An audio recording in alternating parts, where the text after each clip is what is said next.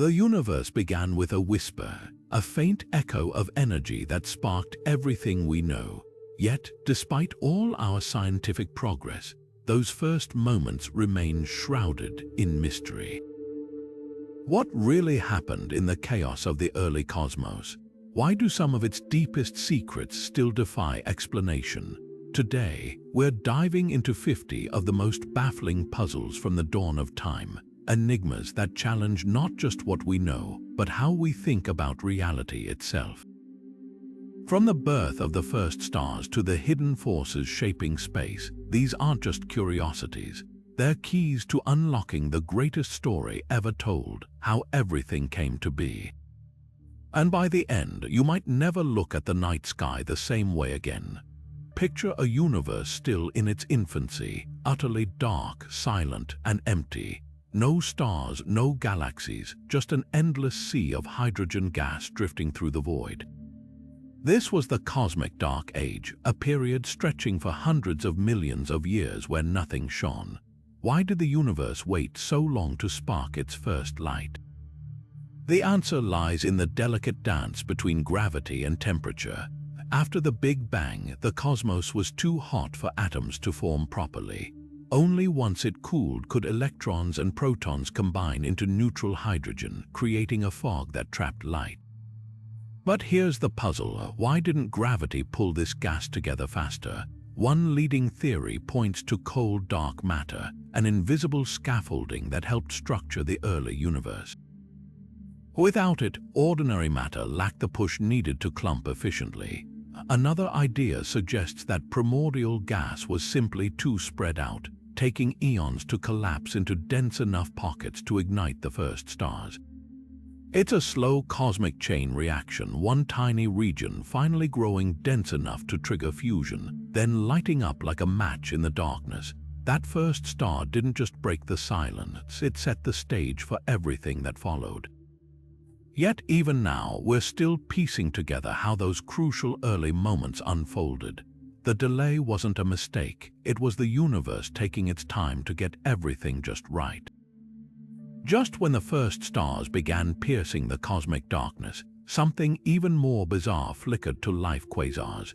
These cosmic monsters, blazing with the brightness of a trillion suns, shouldn't have existed so soon. Yet there they were, lighting up the infant universe a mere 700 million years after the Big Bang. How could supermassive black holes, the engines powering these brilliant beacons, grow so massive so fast? Our best models of black hole formation hit a wall here. Normally, black holes start small, maybe from the collapse of a single massive star, then slowly feast on surrounding gas over billions of years. But these early quasars suggest something skipped the line. Their central black holes weighed billions of times our sun's mass before the universe had time to grow them. One radical idea: direct collapse. Instead of starting with a star, imagine vast clouds of primordial gas collapsing straight into a black hole, no intermediate steps. These clouds, dense and undisturbed by early starlight, could have funneled matter directly into a gravitational pit, creating a heavyweight champion from birth. Another possibility is a frenzy of mergers, black holes smashing together like bumper cars in the crowded early cosmos. Each collision would create something bigger, faster, but even this would need perfect conditions to explain the quasars we see. The truth might be stranger than either option. What's clear is that these ancient quasars aren't just outliers, they're clues. Something in the early universe defied the rules, and uncovering how could rewrite our understanding of cosmic evolution itself. Hidden somewhere in cosmic history are the universe's very first stars, behemoths so colossal they would dwarf anything in our skies today. Theorists call them population 3 stars, pure giants forged only from hydrogen and helium, untouched by heavier elements. But here's the catch: despite decades of searching, we've never actually seen one. These stars were different from anything that came after. Born in a pristine cosmos, they lacked the metals, what astronomers call elements heavier than helium, that later stars incorporated. Without metals to help them cool, they grew massive, some reaching hundreds of times the sun's weight. Such size meant they burned furiously and died young, exploding in spectacular supernova within just a few million years. So why haven't we spotted one? The answer lies in their fleeting existence. By the time the universe was even 1 billion years old, most had already vanished, leaving behind only the chemical imprints they scattered through space. The very absence of metals in their composition makes them ghostly targets. Modern telescopes rely on metal signatures to detect distant stars, rendering these pioneers nearly invisible. But astronomers aren't giving up. Some hunt for their remnants, black holes or neutron stars that might still linger. Others look for their influence, like odd pockets of ancient gas with mysteriously low metal content. And then there's the hope that the next generation of space telescopes, like the James Webb, might finally glimpse the last fading light of these cosmic pioneers from the edge of time. Finding them would be more than a discovery. It would be like unearthing the fossils of creation itself. Because if these stars really existed, they weren't just the first sparks of light. They were the furnaces that forged the very elements that built galaxies, planets, and even us. Deep in the hearts of ancient stars, astronomers found something puzzling: a cosmic shortage. According to the Big Bang's own recipe, the early universe should have cooked up a specific amount of lithium, one of the lightest elements. Yet when we look at the oldest stars in our galaxy, that number doesn't add up. They contain just 1/3 of the lithium predicted by our best models. So where did the rest go? This isn't a small accounting error. The missing lithium throws a wrench into our understanding of nucleosynthesis, that critical period minutes after the Big Bang when protons and neutrons first fused into atomic nuclei. Everything else, hydrogen, helium, matches predictions almost perfectly, but lithium, it's the odd one out, stubbornly refusing to fit the mold. Some think the answer lies in the stars themselves.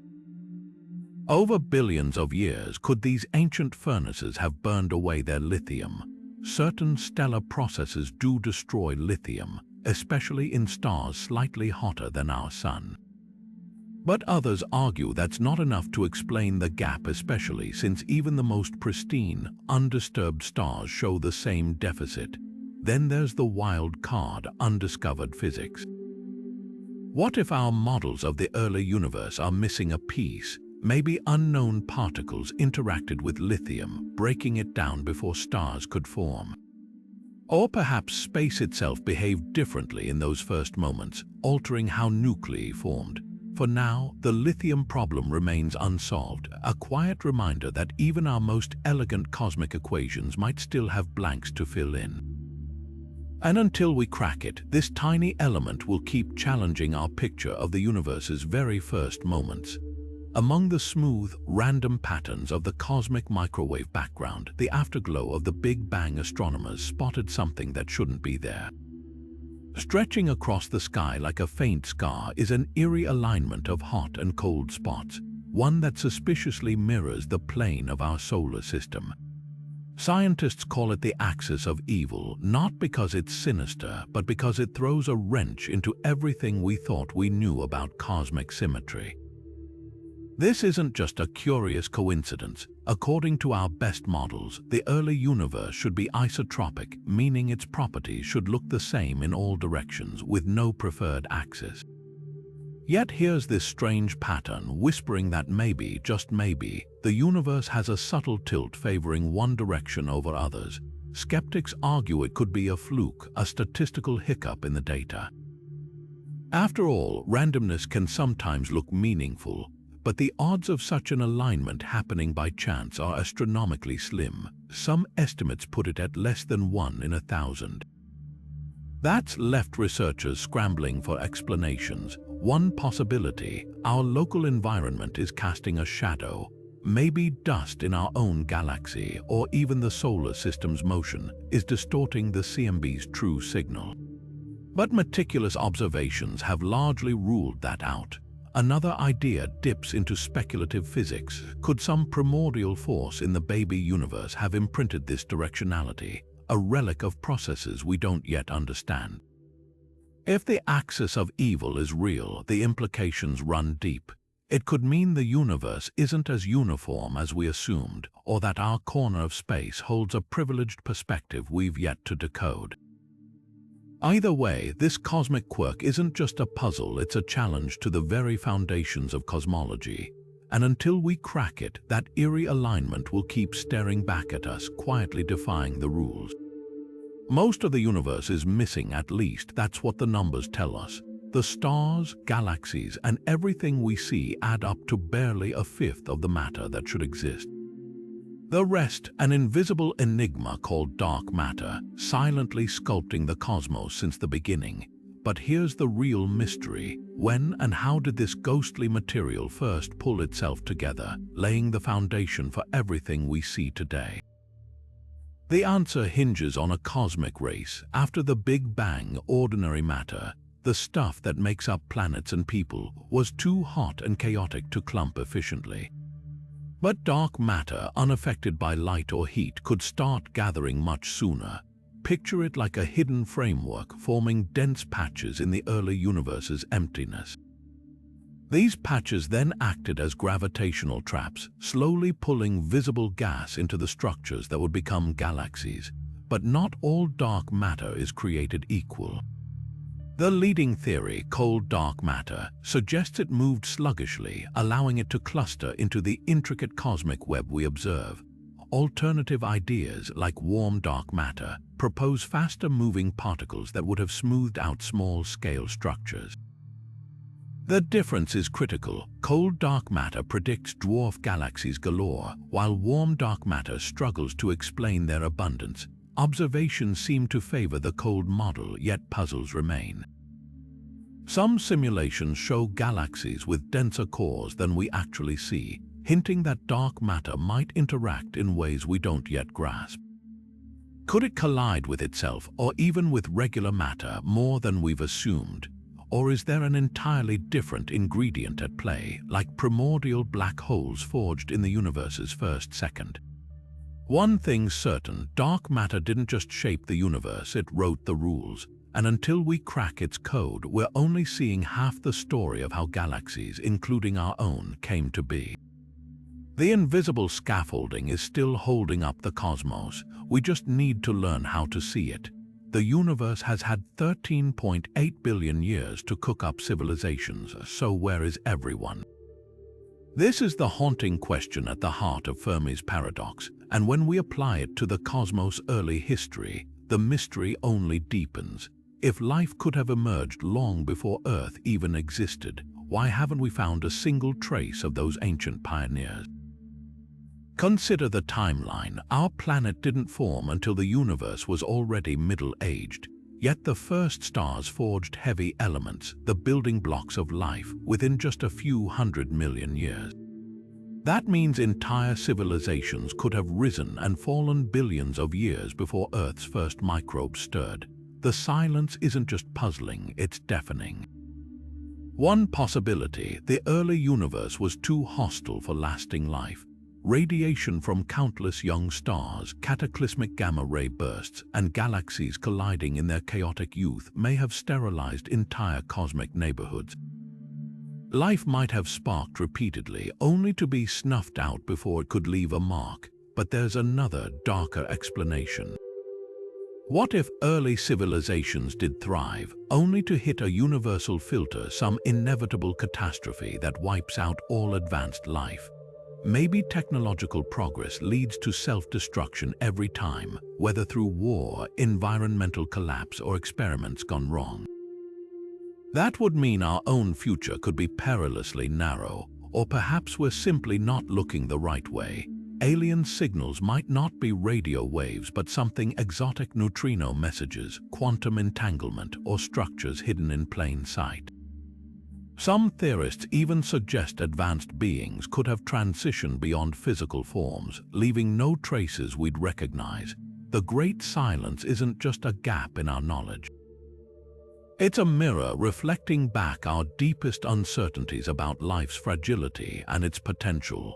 Whether the cosmos is truly empty or just seems that way, the answer will redefine humanity's place in the story of everything. For now, the stars keep their secrets, but the longer the silence holds, the louder the questions become.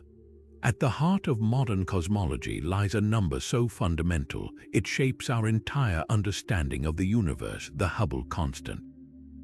This single value tells us how fast space is stretching, setting the tempo for cosmic evolution. But here's the problem: the universe seems to be expanding at two different speeds depending on how we measure it. And the gap between them is only growing wider.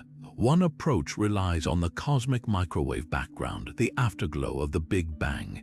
By studying its faint ripples with missions like Planck, scientists extrapolate how quickly the universe should be expanding today. But when we compare that to observations of nearby stars and supernova objects we can actually see moving away from us, the numbers clash. The local measurements suggest a faster expansion rate, as if some unseen force is tugging at the fabric of space. This discrepancy isn't a small rounding error. It's a full-blown crisis, with the two methods differing by about 9%, far beyond what margins of error can explain. Either we're missing something in our measurements, or the universe is playing by rules we haven't discovered yet. Some physicists point to dark energy, the mysterious force accelerating cosmic expansion. Could its strength have changed over time? Others wonder if undiscovered particles altered the early universe's physics, throwing off our predictions. Then there's the unsettling possibility that our most trusted tools, the very laws governing cosmic distances and brightness, might need rethinking. Are supernova, our standard candles for measuring space, less uniform than we thought? Or could there be hidden structures warping our view, like vast cosmic voids skewing the local expansion rate? The Hubble tension isn't just a technical hiccup, it's a warning. For decades, cosmology seemed to be on the brink of tying up loose ends. Now, this stubborn rift hints that the story might be far stranger than we imagined. Whether the solution lies in new physics or better observations, one thing's clear: the universe isn't done surprising us yet. In the cosmic dawn, when the universe was a mere toddler, one galaxy defied all expectations. JWST shouldn't exist, at least, not by our current understanding of how galaxies form.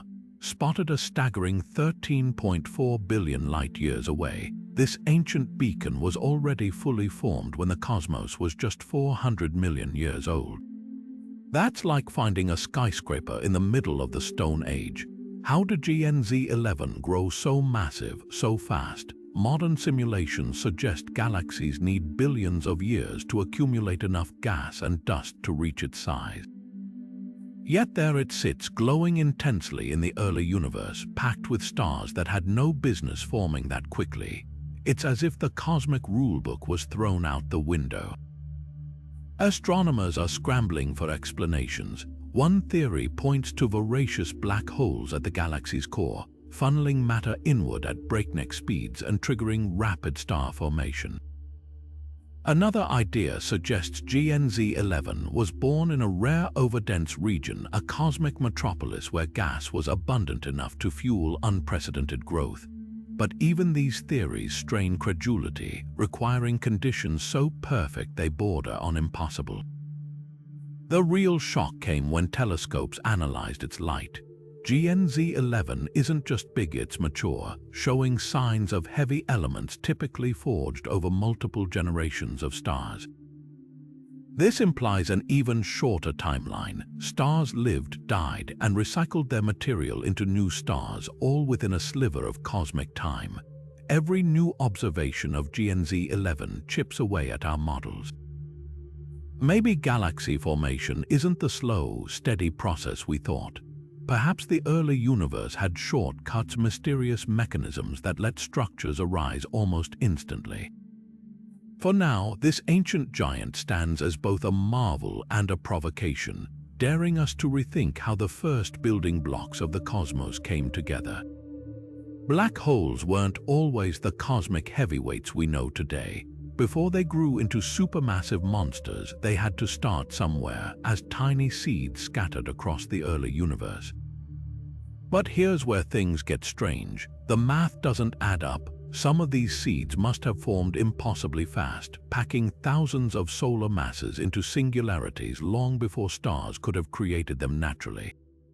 So what planted these gravitational anomalies in the first place? One possibility takes us back to the universe's infancy.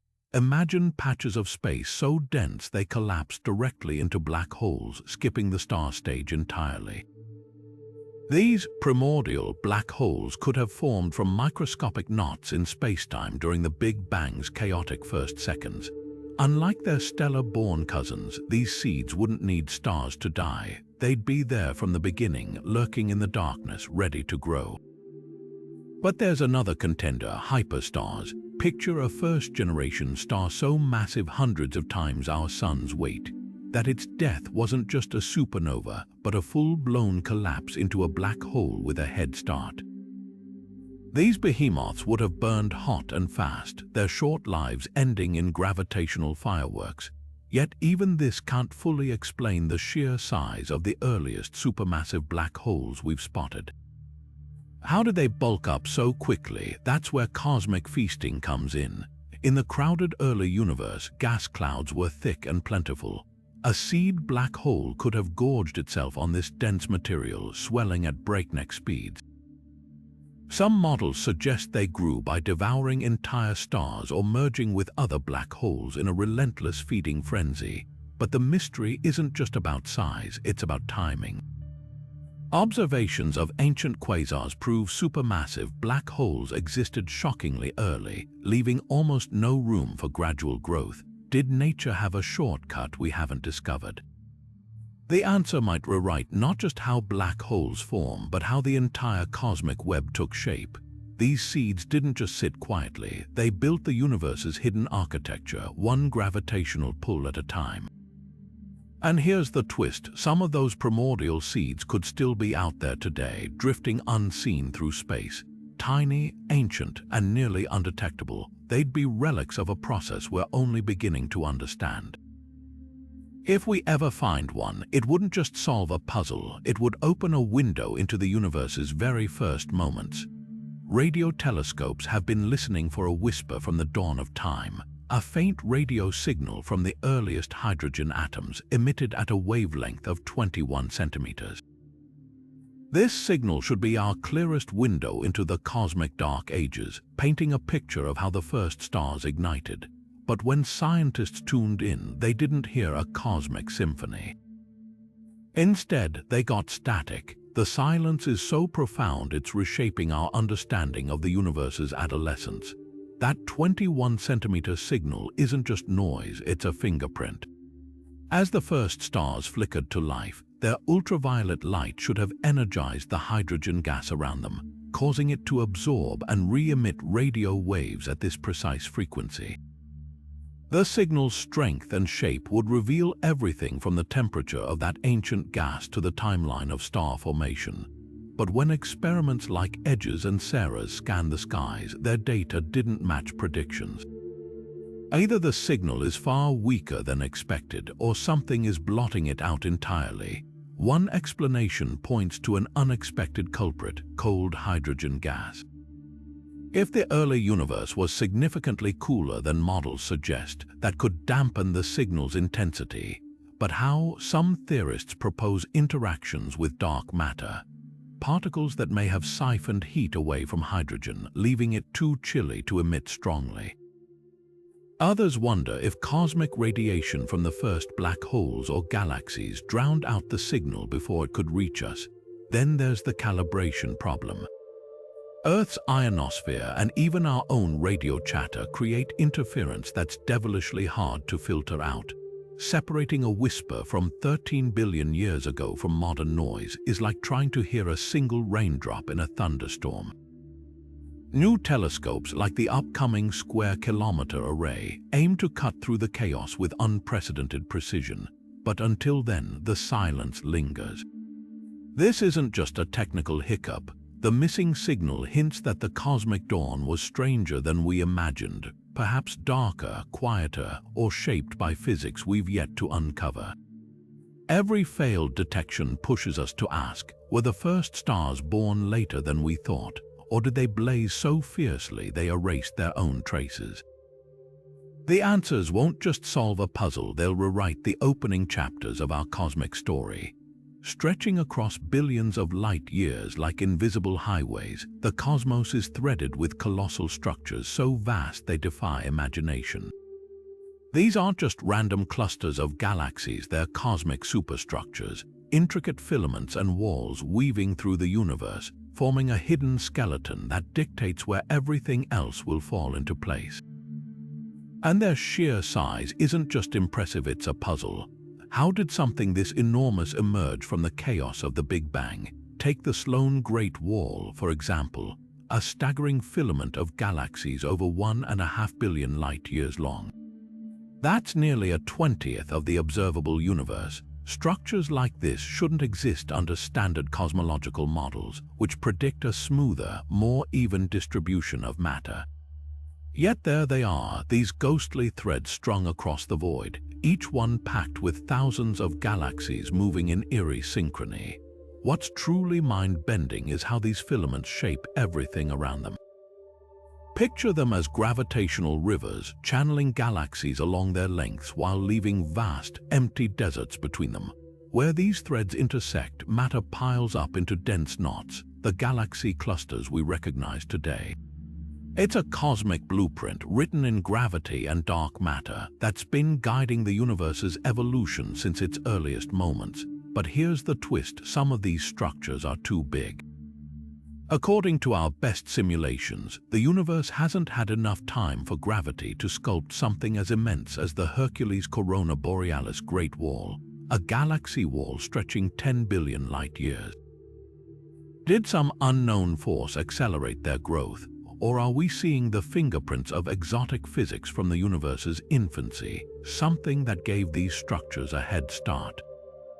One clue might lie in dark energy. As this mysterious force pushes the universe apart, it could be amplifying the contrasts between these vast filaments and the emptiness around them, making the cosmic web even more pronounced over time. But that still doesn't fully explain why some structures exist on scales that challenge the very limits of what we thought possible. For now, these phantom threads remain one of cosmology's most humbling enigmas. They remind us that the universe doesn't just contain galaxies, it's a dynamic, interconnected network with patterns we're only beginning to trace. And every new map we create reveals just how much we still have left to learn about the scaffolding of reality itself. In the universe's first few 100 million years, something extraordinary happened. Stars began forging elements heavier than anything nature had ever produced. Carbon, oxygen, iron, ingredients essential for planets and life itself were suddenly pouring into the cosmos. But here's the catch: the sheer amount of these metals found in ancient stars doesn't match what our theories predict. Somehow, the early universe cooked up heavy elements at a rate that defies explanation. The culprit, a class of supernova unlike anything we've witnessed in the modern universe. Today, massive stars typically die in one of two ways: colossal explosions that leave behind neutron stars, or quieter collapses into black holes. Neither scenario accounts for the chemical abundance seen in those primordial stars. Their composition points to something far more violent: supernova with energies so extreme, they might have torn apart stars we'd consider indestructible. One leading hypothesis points to pair instability supernova, explosions so powerful they obliterate their entire stellar cores, leaving no remnant behind. These occur in stars between 100 and 300 times the Sun's mass, where conditions are so hot that light itself starts producing particle pairs. The result, a runaway reaction that triggers a total stellar detonation, spewing heavy elements across vast distances. The problem, we've never actually observed one. But even these monsters might not be enough. Some ancient stars contain elements like europium and gold in quantities that suggest an even rarer breed of explosion. one where neutron stars collide in cataclysmic mergers, flinging precious metals into space. The trouble is, such events are incredibly scarce today. Yet in the early universe crowded with newborn stars, they might have been frequent enough to seed the cosmos with heavy elements faster than we ever imagined. The truth may lie in a lost chapter of stellar evolution. Perhaps the first stars, born from pure hydrogen and helium, followed different rules, dying in ways modern stars can't replicate. Or maybe the early universe had denser regions where supernova unfolded on scales we've yet to comprehend. Whatever the answer, those ancient metals aren't just cosmic relics. They're clues to a time when the universe experimented with stellar deaths we can barely imagine. Until we spot one of these impossible supernova in action, their legacy lives on in the oldest stars, silent witnesses to an era when the cosmos forged its future with fire. Astronomers have long assumed the universe expands uniformly in all directions, a grand, balanced dance of galaxies drifting apart. But in the early 2000s, something threw that assumption into question. A strange pattern emerged when scientists mapped the motion of distant galaxy clusters. Instead of moving randomly, hundreds of them were streaming in the same direction at breakneck speeds, as if tugged by some unseen force beyond the edge of everything we know. This eerie phenomenon became known as the dark flow, and if it's real, it could rewrite our understanding of the cosmos itself. The culprit behind this motion isn't just mysterious, it's impossible, at least by standard cosmology. Galaxy clusters weighing trillions of suns were caught racing toward a single patch of sky, moving faster than the universe's expansion should allow. Even stranger, the pull seems to originate from a region outside our observable universe. That would mean something colossal, something we can't see or detect, is exerting gravity from beyond the cosmic horizon. Skeptics argue it could be a measurement fluke. Tracking galaxy motions across billions of light years is notoriously difficult, and subtle errors might create the illusion of coordinated movement. But the data gathered from cosmic microwave background distortions has held up under scrutiny.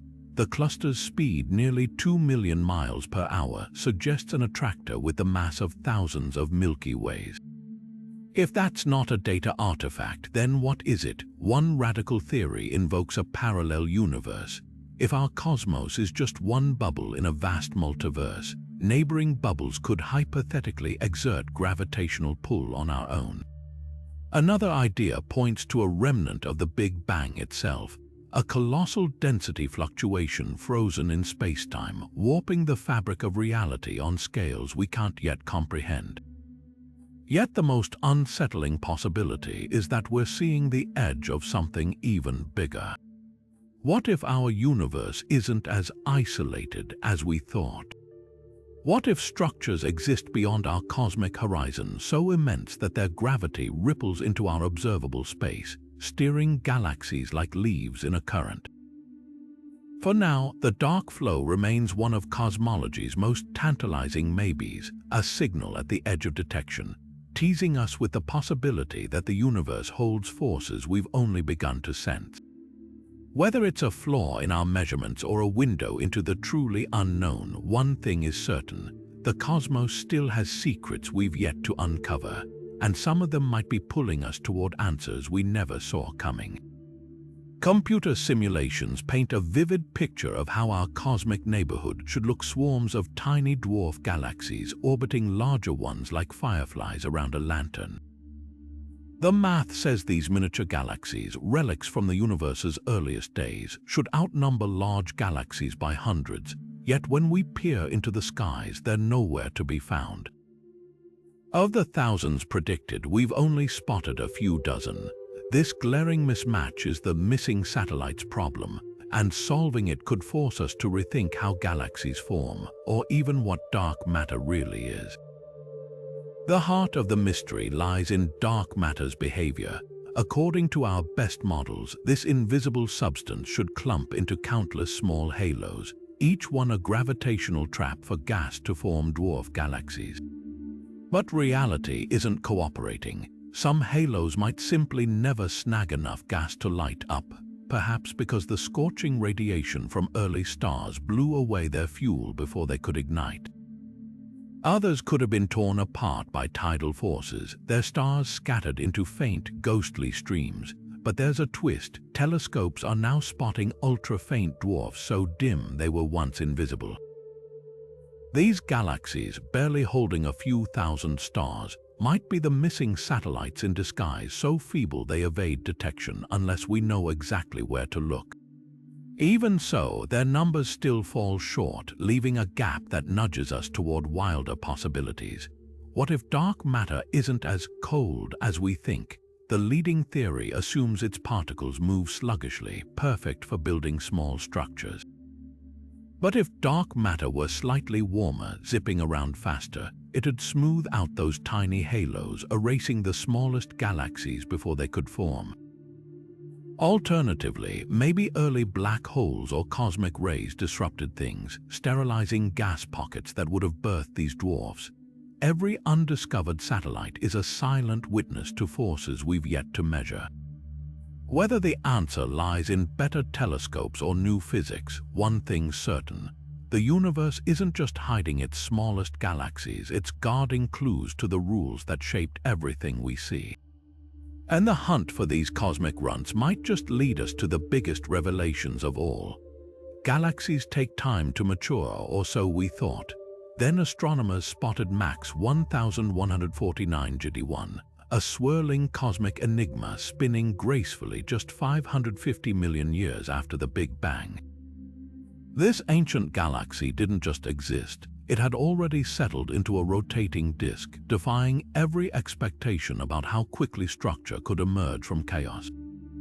Picture a potter's wheel spinning clay into perfect symmetry. Now imagine that wheel materializing out of thin air, fully formed in the blink of an eye. That's the kind of head-scratching mystery Max 1149 JD1 presents. Normally, galaxies start as messy blobs of gas, taking billions of years to flatten into orderly disks through countless collisions and rotations. Yet here's this cosmic adolescent already sporting the refined structure of a much older universe. How did it get its act together so fast? One clue lies in its light. Observations from telescopes like ALMA revealed oxygen signatures, proof that stars had already lived, died, and recycled their material into new generations by this early epoch.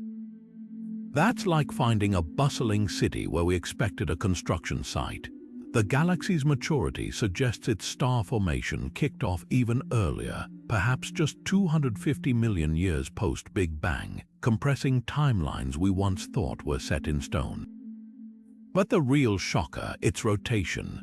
Disks this well-organized require time for gravity to smooth out turbulence, yet Max 1149 JD1 gas moves with eerie coherence. Some theorists speculate it emerged in a rare cosmic sweet spot, a region so dense that gas collapsed directly into a disk, skipping the usual growing pains. Others wonder if dark matter played an unexpected role, its invisible scaffolding guiding the galaxy's shape faster than nature typically allows. Yet for all we've pieced together, this ancient spinner leaves us with more questions than answers. Did most early galaxies form this way, with our telescopes only now catching glimpses of their disks? Or was Max 1149 JD1 a cosmic fluke, a statistical outlier in a universe still figuring out its rules? Every new observation of these primordial disks chips away at our assumptions, revealing a universe that built itself not with careful deliberation, but in a feverish rush. And if galaxies could mature this quickly, what else might we have underestimated about the cosmos's childhood? Tucked away in the cosmic microwave background, the afterglow of the Big Bang lies a peculiar anomaly that refuses to fit the cosmic mold. It's called the cold spot, a region stretching over 1.5 billion light-years, chillingly colder than its surroundings by a fraction of a degree. At first glance, it might seem like a minor blip in the data, but this cosmic cold patch has sparked one of the most daring questions in modern cosmology. Could it be the fingerprint of another universe brushing up against our own? The cold spot isn't just a statistical fluke. When scientists ran simulations of the universe's earliest moments, they found regions this large and cold simply shouldn't exist. The odds of such a feature arising randomly, less than 1 in 50, that's forced researchers to consider explanations that sound more like science fiction than physics. The leading contender, a collision with a parallel universe, an echo from beyond the edges of our cosmic bubble. Here's how it might work. If our universe is part of a vast multiverse, a frothing sea of other bubble universes, then the cold spot could be a cosmic bruise left behind when our universe grazed another during its exponential expansion shortly after the Big Bang. The energy from that collision would have drained away, leaving behind a chilly void in the CMB. Think of it like pressing an ice cube against warm glass. The spot it touches stays colder long after it's gone. Not everyone's convinced, of course. Skeptics argue it could just be a vast supervoid, an enormous, mostly empty region of space where matter is unusually sparse. As light travels through such a void, it loses energy, creating a cooling effect that might mimic the cold spot. But when astronomers scoured the suspected area for signs of a void, they found nothing.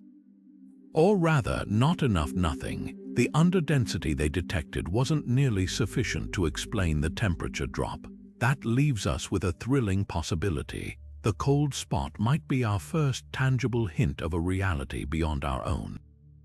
If confirmed, it wouldn't just solve a cosmological riddle, it would shatter our understanding of existence, revealing a multiverse teeming with untold realms. Until then, this enigmatic chill lingers, a cosmic whisper from the edge of everything we know. And whether it's proof of parallel worlds or something even stranger, one thing's certain: the universe still has surprises up its sleeve. Science told us oxygen couldn't exist so soon after the Big Bang.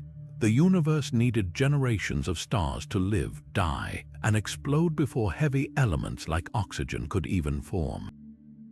Yet when the James Webb Space Telescope peered into the cosmic dawn, it found something astonishing: galaxies glittering with oxygen atoms when the cosmos was barely 500 million years old. That's like finding a modern skyscraper in the middle of the Stone Age. What or who lit the first match so early? This discovery throws a wrench into our understanding of reionization, that pivotal era when the first starlight burned away the fog of hydrogen gas that filled the early universe. We assumed this process took hundreds of millions of years, with early stars gradually ionizing their surroundings. But Webb's data suggests pockets of space were already oxygen-rich and fully lit long before our models predicted. Suddenly, the cosmic timeline looks suspiciously rushed. One possibility: the first stars weren't just efficient, they were downright explosive. Imagine supermassive stars, hundreds of times heavier than our Sun, burning through their fuel in a frenzy before collapsing into spectacular supernova. These cosmic infernos could have forged oxygen at unprecedented speeds, scattering it across their galaxies almost immediately. Alternatively, maybe black holes played an unexpected role. Early quasars, with their blistering radiation, might have acted like cosmic blowtorches, stripping electrons from atoms and seeding their surroundings with heavy elements faster than nature could manage alone. But here's the twist: Webb didn't just find oxygen, it found a lot of it. Some galaxies show oxygen levels comparable to modern ones, defying expectations that early chemistry should be primitive. This hints at a hidden chapter of star formation, where galaxies birthed and recycled stars at rates we've never observed.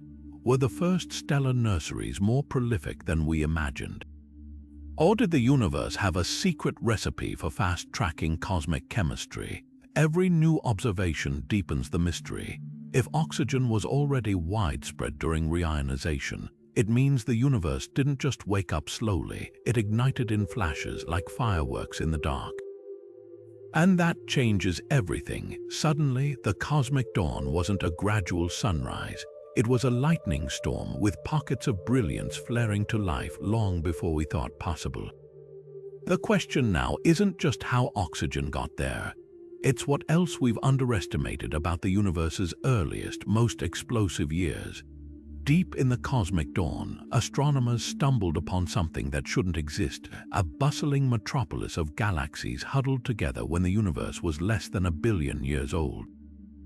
The protocluster SPT 234956 isn't just a few galaxies drifting near one another.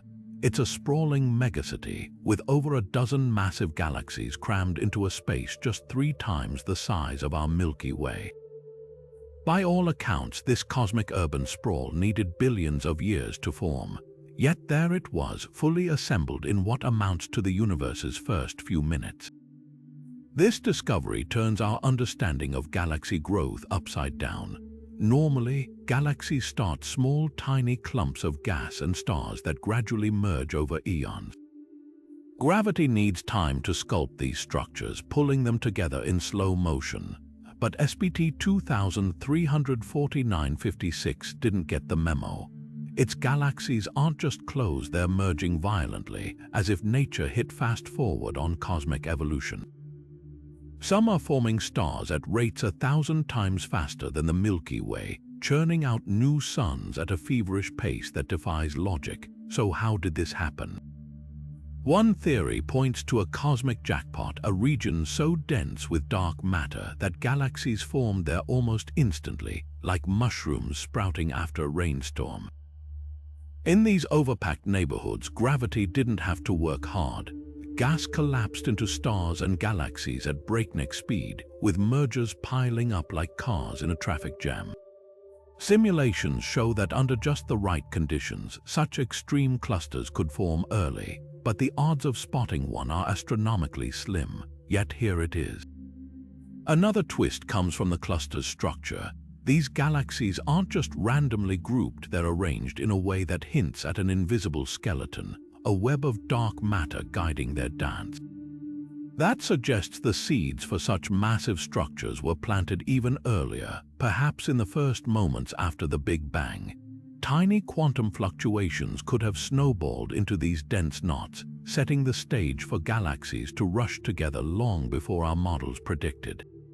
But the most tantalizing question isn't just how, it's how many. Is SPT 234956 a rare fluke, or are we seeing the tip of an iceberg? New telescopes like JWST are revealing more of these precocious clusters, each one challenging our timeline. If they were common, it might mean the early universe was far more dynamic and far stranger than we ever imagined. Every discovery of these impossible clusters chips away at our cosmic clock. Maybe galaxies didn't form in a slow, orderly procession. Maybe the universe's youth was a time of reckless speed, where structures rose and fell in the blink of a cosmic eye. And if that's true, we're only beginning to grasp the rules, or lack thereof, that shaped everything we see today.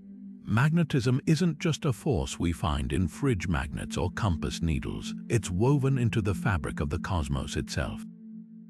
From the swirling arms of galaxies to the emptiest stretches of intergalactic space, magnetic fields hum silently, shaping the universe in ways we're only starting to understand. But here's the twist: magnetism shouldn't be everywhere. According to our best theories, the early universe was born without a single magnetic field. So how did these invisible threads emerge, and why do they stretch even through the void?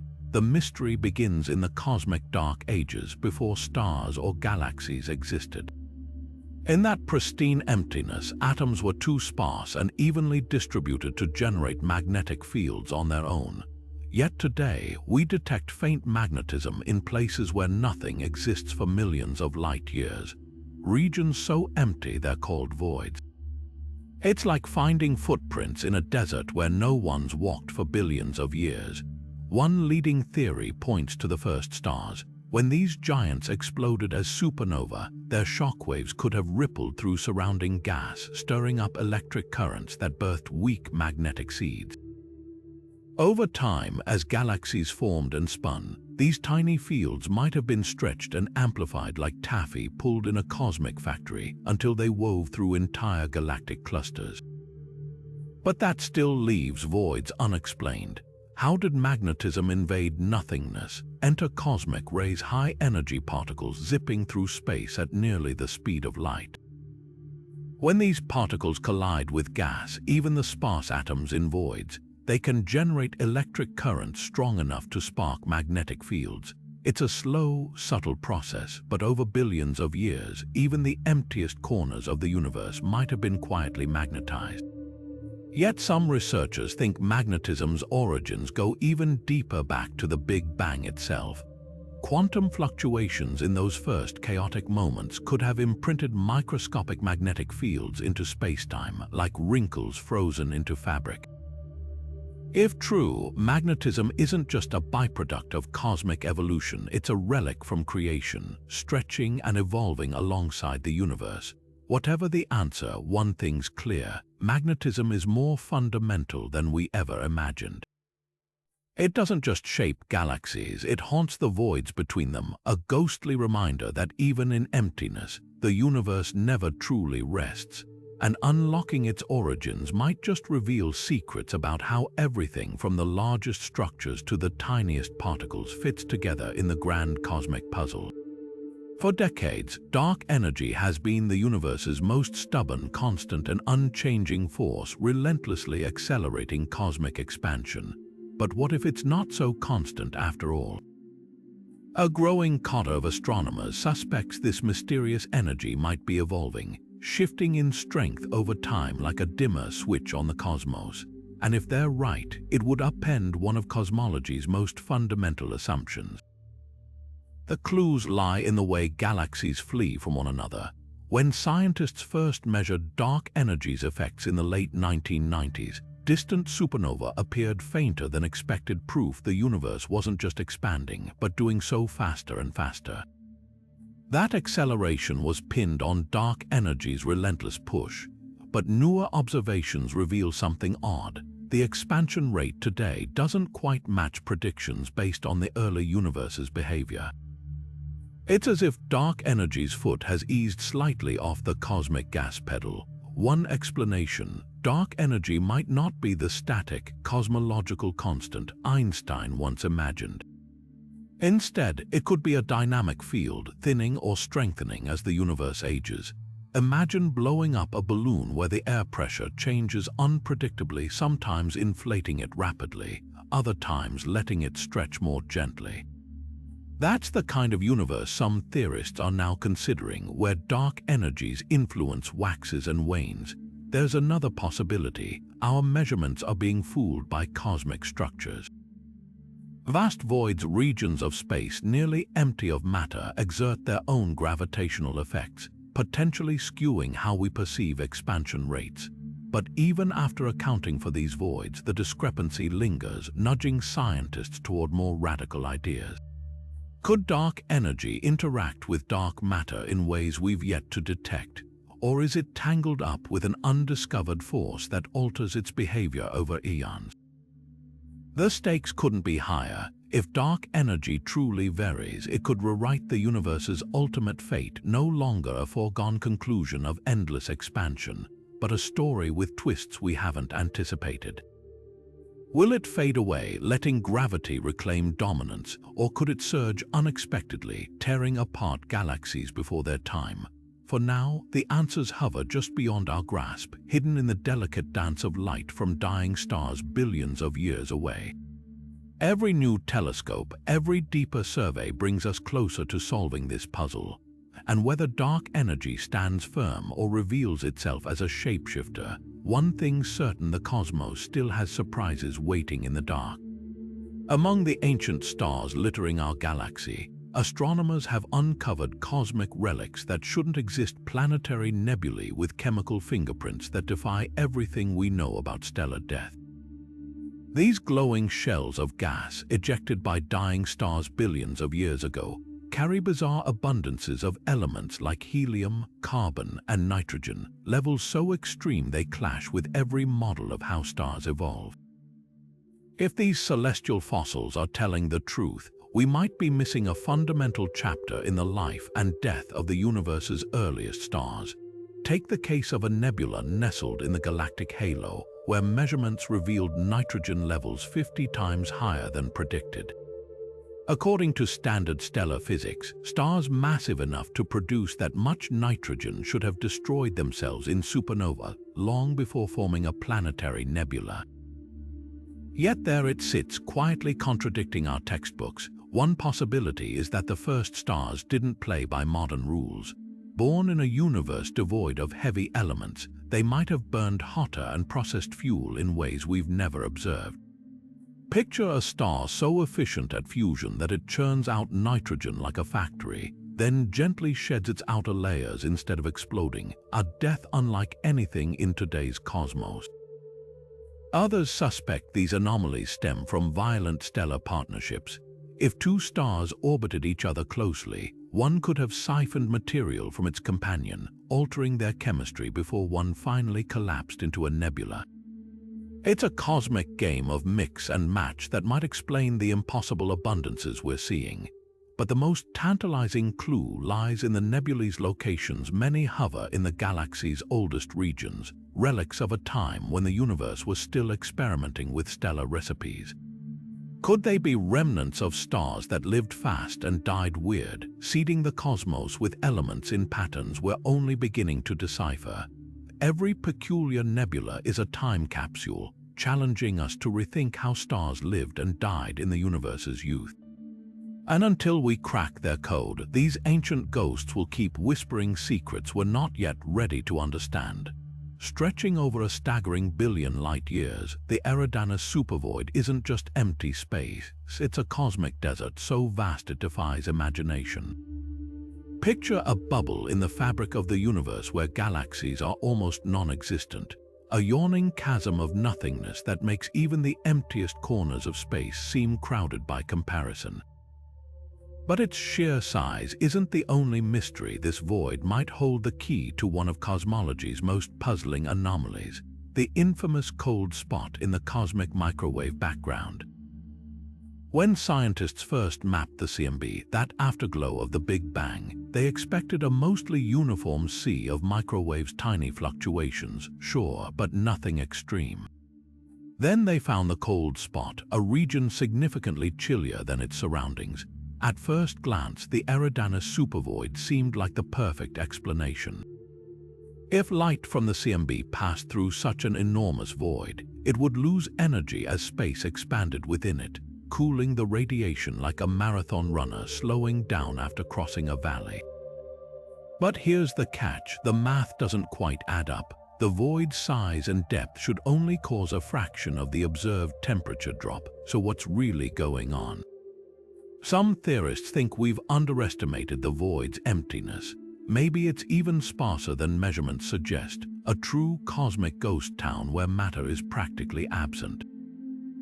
Others propose it's not just one void, but a nested structure, smaller voids clustered together like bubbles in foam, magnifying the cooling effect. But the wildest idea: that the cold spot isn't just a shadow, it's a bruise, a remnant from a collision with another universe during cosmic inflation, leaving a mark on our sky that we're only now beginning to decode. Then there's the eerie alignment. The supervoid sits in roughly the same direction as the cold spot, but not perfectly centered. If they're connected, why the offset? One possibility is that the void isn't static. It's moving, dragging the cold spot's position over billions of years. Or perhaps the cold spot is the void's distant echo, a relic from when the universe was far younger and more dynamic. Whatever the truth, the Eridanus supervoid challenges our understanding of how large-scale structures form and how they shape the universe's oldest light. Could it be a fluke, a statistical outlier in an otherwise uniform cosmos? Or is it a signpost pointing to deeper, stranger physics? For now, this yawning abyss keeps its secrets, reminding us that even emptiness can be full of surprises. When the first stars ignited, they didn't just light up the cosmos, they filled it with something unexpected: dust. Not the gentle sprinkle you'd imagine, but vast clouds of sooty particles, detected in galaxies when the universe was barely a billion years old. And that's the puzzle. Dust shouldn't have existed that soon. These microscopic grains made of carbon, silicon, and other heavy elements required generations of stars to live, die, and scatter their ashes into space. Yet the early universe seems to have skipped the line, producing dust at breakneck speed. How? The answer lies in the violent deaths of those first stars. Unlike modern supernovae, which leave behind intricate remnants, the earliest stellar explosions may have been far messier. Picture a star hundreds of times the Sun's mass, collapsing not with a bang but a whimper, a direct implosion into a black hole.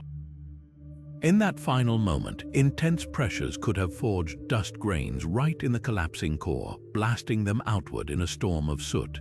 It's not the slow, gradual process we see today, it's cosmic fast-forward. But supernova might not be the only culprits. Another surprising source: Wolf-Rayet stars, hot, massive giants that shed their outer layers in fierce stellar winds. These winds, rich in heavy elements, could have cooled rapidly in the frigid early universe, condensing into dust almost instantly. Think of it like steam freezing into snowflakes in midair. The right conditions might have turned entire galaxies into soot factories within just a few million years. The real twist comes from recent telescope data. Some ancient galaxies showed dust levels rivaling modern ones, as if they'd been stockpiling it for eons. That's forced astronomers to consider even wilder possibilities, like dust forming not just around stars, but in the frigid depths of interstellar space, where atoms could latch onto microscopic seeds and grow in the dark. Whatever the truth, this primordial dust did more than just obscure the early cosmos, it shaped it. Those tiny grains acted as cosmic refrigerators, helping gas cool and collapse into new stars. They shielded fragile molecules, allowing chemistry to take its first tentative steps, and they might even have carried the raw materials for planets and life far earlier than we ever thought possible. The universe didn't just wake up dusty. It got busy crafting the building blocks of everything to come from the ashes of its first fiery dawn. Galaxies in the early universe had a secret. They glowed with an eerie excess of high-energy light that no known stars or black holes could explain. This mysterious radiation, detected by telescopes like Hubble and Chandra, bathed young galaxies in X-rays and ultraviolet light far beyond what their visible stars should have produced. It's as if these cosmic neighborhoods were lit by invisible lamps, casting shadows we're only now beginning to see. The puzzle deepens when we look for the source. Supermassive black holes, the usual suspects for such intense radiation, were still rare and small in the universe's youth. Massive stars, while powerful, couldn't account for the sheer volume of high-energy photons flooding these galaxies. Even exotic phenomena like dark matter annihilation, often invoked to explain cosmic anomalies, fall short when put to the test. So what was cranking out this relentless energy? One clue comes from the radiation signature. Unlike the focused beams from quasars, this light was diffuse, spread across entire galaxies rather than blasting from a central engine. That suggests something more widespread, perhaps a population of hidden objects, like countless tiny black holes or neutron stars left behind by the first generation of stars. These stellar corpses, invisible in optical light, could have littered early galaxies, their combined emissions creating a faint but pervasive glow. But there's another, more tantalizing possibility. The universe's first stars themselves might have burned differently. Born in a pristine cosmos free of heavy elements, these giants could have emitted far more high-energy light than modern stars, their nuclear furnaces running hotter and cleaner. When they died, their explosions might have flooded space with lingering radiation, a ghostly afterglow that persisted for eons. The implications ripple outward. If early galaxies were bathed in this phantom light, it could have influenced everything from the formation of the first planets to the ionization of the universe's hydrogen fog. Maybe it even provided the energy needed to kickstart chemistry on a cosmic scale, gently cooking the raw ingredients for life long before Earth existed. For now, the source of this excess radiation remains just out of reach, a cosmic whisper from an era when the rules were still being written. Each new telescope peels back another layer, bringing us closer to uncovering the invisible engines that lit up the universe's darkest corners. And when we finally solve the mystery, it might rewrite not just how we see the past, but how we understand the hidden forces shaping galaxies today. The universe was young, raw, and chaotic when something impossible happened. Complex molecules began forming in the swirling gas of early galaxies. These weren't just simple compounds like hydrogen or helium, but sophisticated organic structures, the kind we associate with the building blocks of life. And they appeared fast, detected by the James Webb Space Telescope in galaxies just 1.5 billion years after the Big Bang. That's like finding a 5-star restaurant in the middle of a freshly erupted volcano. So how did chemistry skip straight to advanced levels in the cosmic blink of an eye? Conventional wisdom says these molecules should have taken billions of years to accumulate. Heavy elements like carbon, oxygen, and nitrogen, critical for organic chemistry, require multiple generations of stars to forge and scatter them into space. Yet there they were, swirling in the hearts of infant galaxies, as if the universe had discovered a cheat code. The answer might lie in the extreme environments of those early cosmic neighborhoods. Picture a galaxy teeming with supermassive stars, each one burning furiously and dying young. Their deaths wouldn't have been tidy supernova, they'd have been catastrophic explosions, spewing enriched material into their surroundings at incredible speeds. In that turbulent aftermath, shock waves from these blasts could have compressed gas clouds, triggering rapid chemical reactions. It's like throwing a handful of seeds into a storm and finding a forest the next morning. Under those intense conditions, molecules like polycyclic aromatic hydrocarbons, essentially sooty, carbon-rich compounds, might have formed in a fraction of the time we'd expect. But there's another twist. Some of these organic molecules shouldn't have survived at all. The early universe was flooded with brutal ultraviolet radiation, enough to tear most complex chemistry apart. Unless, of course, they had protection, dense pockets of gas shielded by dust or nestled deep inside molecular clouds could have served as cosmic incubators, sheltering these fragile structures long enough to multiply. The implications are staggering. If complex chemistry was already flourishing when the universe was barely a tenth of its current age, it means the ingredients for life were being stockpiled far earlier and in far more places than we ever imagined. Maybe the path from stardust to biology isn't a slow march, but a sprint that started almost as soon as the stars themselves lit up. Webb's discoveries are rewriting the timeline of cosmic chemistry, revealing a universe that didn't just eventually become interesting, it was cooking up complexity from the very beginning. And if molecules this advanced could form so quickly, what else was happening in those frenetic early years that we've yet to uncover? Hidden in the cosmic shadows lurk galaxies that defy logic, vast islands of dark matter where almost no stars shine. These ghostly structures, like the infamous Dragonfly 44, contain the mass of our Milky Way but glow with just a fraction of its starlight. Astronomers call them ultra-diffuse galaxies, and their existence throws a wrench into everything we know about how galaxies form. If dark matter's gravity pulls gas together to birth stars, why do these cosmic voids fail to light up? The answer might lie in their birthplace. Some of these star-starved galaxies orbit near massive galaxy clusters, where gravitational tides could have stripped away their gas before stars could form, like a cosmic bully stealing lunch money. Others might have been born in unusually quiet cosmic neighborhoods, where gas was too thin and spread out to ever ignite stellar fires. But the real shock came when telescopes spotted ultra-diffuse galaxies floating in isolation, far from any disruptive neighbors. Their darkness wasn't caused by outside forces, it was baked into their very nature from the beginning. One possibility points to an overzealous feedback loop. In normal galaxies, supernova explosions and black hole winds regulate star formation, preventing gas from collapsing too quickly. But in these dark galaxies, feedback might have been too efficient, blowing away nearly all the gas before stars had a chance to form. Picture a fire extinguisher dousing every spark before it could catch flame. Yet the strangest cases contain almost no gas at all, as if they were born starless. Could they be failed galaxies' dark matter halos that never accumulated enough ordinary matter to shine?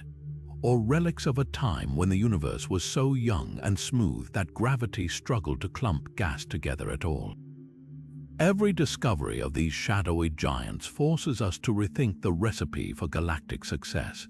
Maybe star formation isn't the inevitable outcome of gravity's pull. Maybe the cosmos has always had quiet loners content to drift in darkness. And if that's true, our galactic census might be missing countless invisible islands hidden in plain sight, waiting for us to see the universe not just by its light but by its absence. The universe's first moments were a blur of exponential expansion, a burst of growth so rapid it stretched space itself in a fraction of a second. We call this cosmic inflation, and it's the bedrock of modern cosmology. But what if this foundational story isn't as neat as we've been told? Hidden in the faint swirls of the cosmic microwave background, tiny anomalies are whispering that inflation might not have been the smooth, uniform process we imagined. Take the CMB's polarization patterns, those delicate swirls of light that carry echoes of the universe's birth.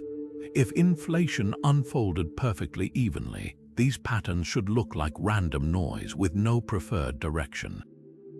Yet some studies suggest slight but stubborn deviations, as if space itself had a subtle grain, like wood carved along invisible lines. These quirks are rare, but they're there, enough to make scientists wonder, was inflation more chaotic than we think?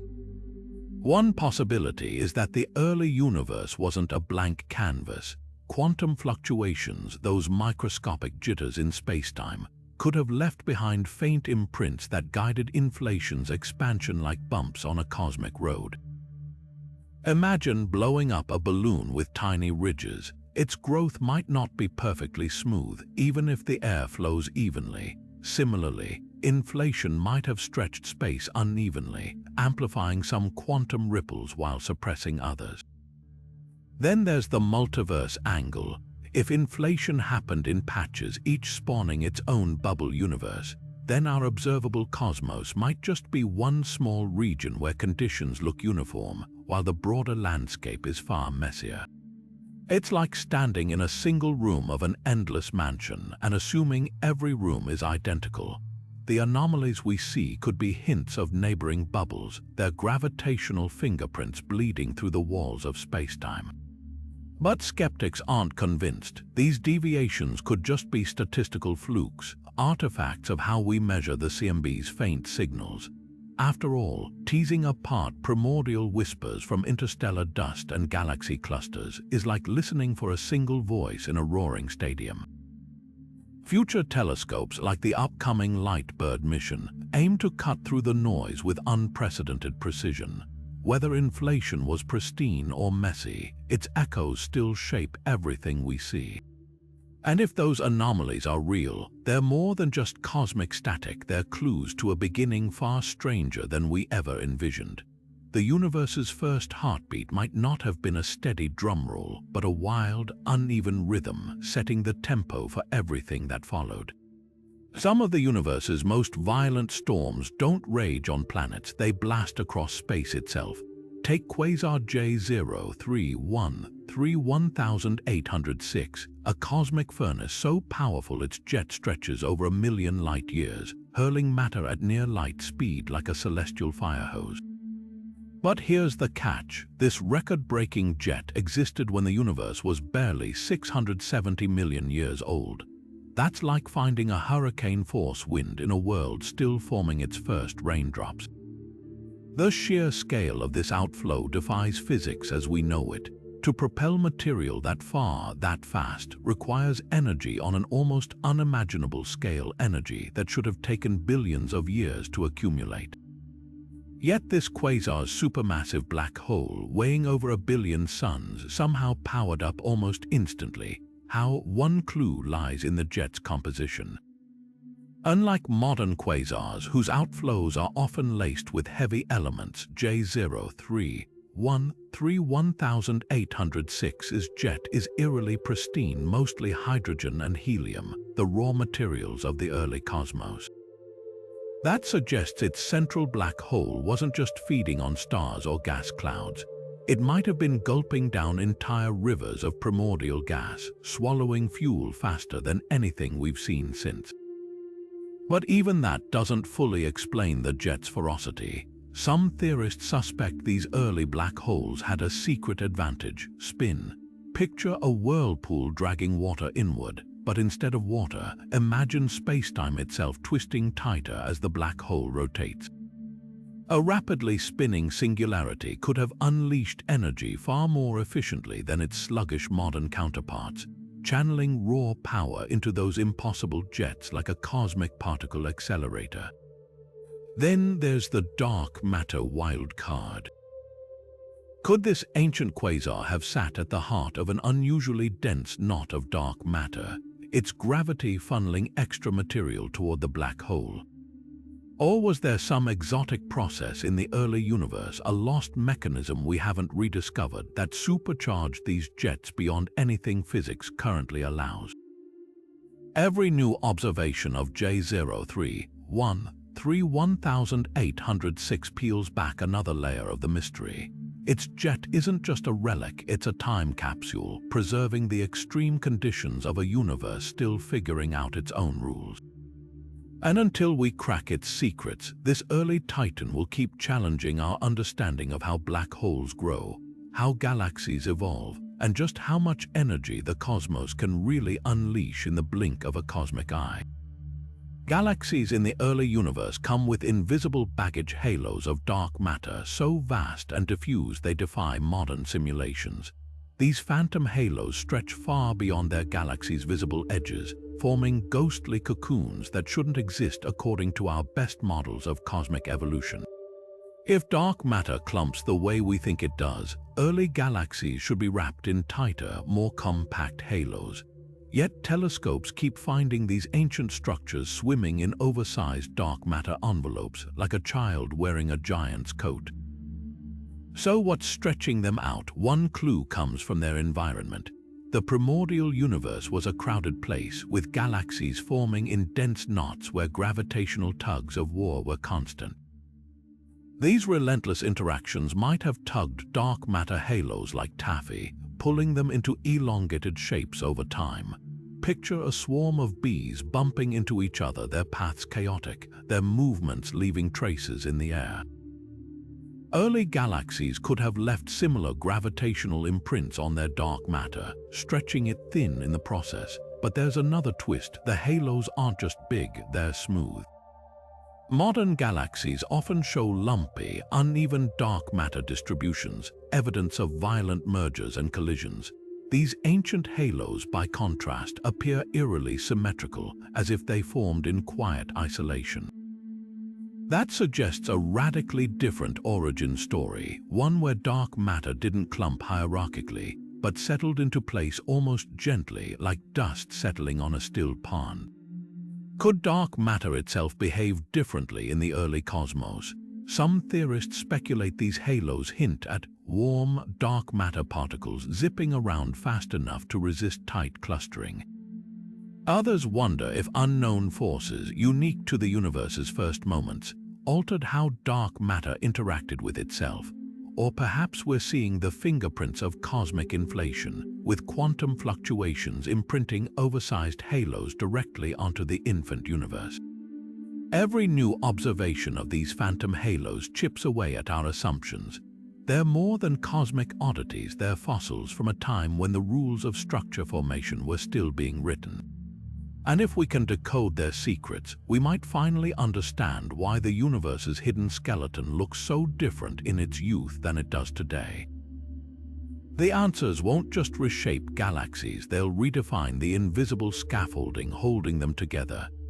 Deep in the hearts of the universe's oldest stars, astronomers have uncovered a chemical mystery, strange imbalances in elements that shouldn't exist. Take a star like He 1327, 2326, nearly pristine in its composition, yet brimming with puzzling ratios of metals like magnesium, calcium, and iron. These aren't just minor quirks, they're glaring anomalies that suggest the first generations of stars didn't forge elements the way we thought. Standard stellar physics tells us heavier elements are born in supernova, where extreme heat and pressure fuse atoms into new forms. But the element ratios in these ancient stars don't match any known type of supernova. Instead, they hint at something far rarer, maybe even a lost class of stellar explosions that vanished as the universe aged. Imagine a cosmic factory where the assembly line worked differently, producing elements in proportions we've never seen in modern space. One leading candidate, pair instability supernova cataclysmic detonations so powerful they obliterate entire stars without leaving behind a black hole or neutron star. These explosions, occurring in stars between 150 and 300 solar masses, could have fused elements in unique layers, scattering exotic mixes into the cosmos. But even these might not tell the full story. Some ancient stars show bizarre overabundances of lighter elements like carbon and oxygen, as if they formed from the ashes of stars that died in slow, smoldering collapses rather than violent blasts. Then there's the neutron-star merger angle. When these ultra-dense remnants collide, they spew out gold, platinum, and other heavy elements in dazzling kilonovae. But could they also produce unexpected lighter elements in their wake? Recent simulations suggest their turbulent debris fields might forge strange chemical cocktails, ones that match the odd signatures we're seeing. The deeper we look, the clearer it becomes. The early universe wasn't just a scaled-down version of our modern cosmos.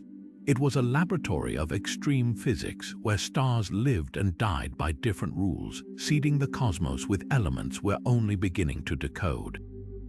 Each ancient star is a time capsule, preserving echoes of a time when the universe itself was still figuring out how to build the ingredients for everything to come. And in their strange chemistry, we might just find the missing pieces to the story of how the cosmos went from simplicity to complexity, one unpredictable explosion at a time. The cosmic web is supposed to be the universe's slowest masterpiece, a sprawling network of filaments and voids that took billions of years to weave itself together. But the James Webb Space Telescope just caught it cheating. In some of the deepest images ever taken, JWST glimpsed gossamer threads of galaxies, already stretching across the infant cosmos when the universe was barely a toddler. These filaments, delicate, interconnected, and shockingly mature, shouldn't have existed yet. So how did the cosmic web skip straight to the final draft? The answer might lie in dark matter's hidden hand. From the moment the universe began expanding, dark matter's gravity started sculpting invisible highways, a skeleton for gas and stars to cling to.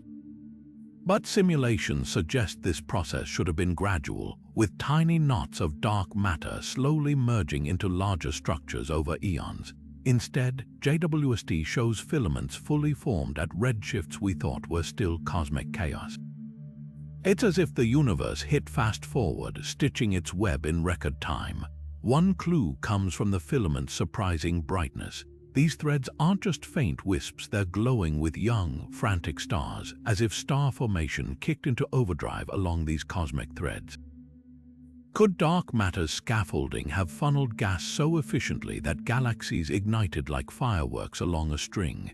Or was the early universe so dense that gravity worked overtime, pulling matter into filaments almost instantly?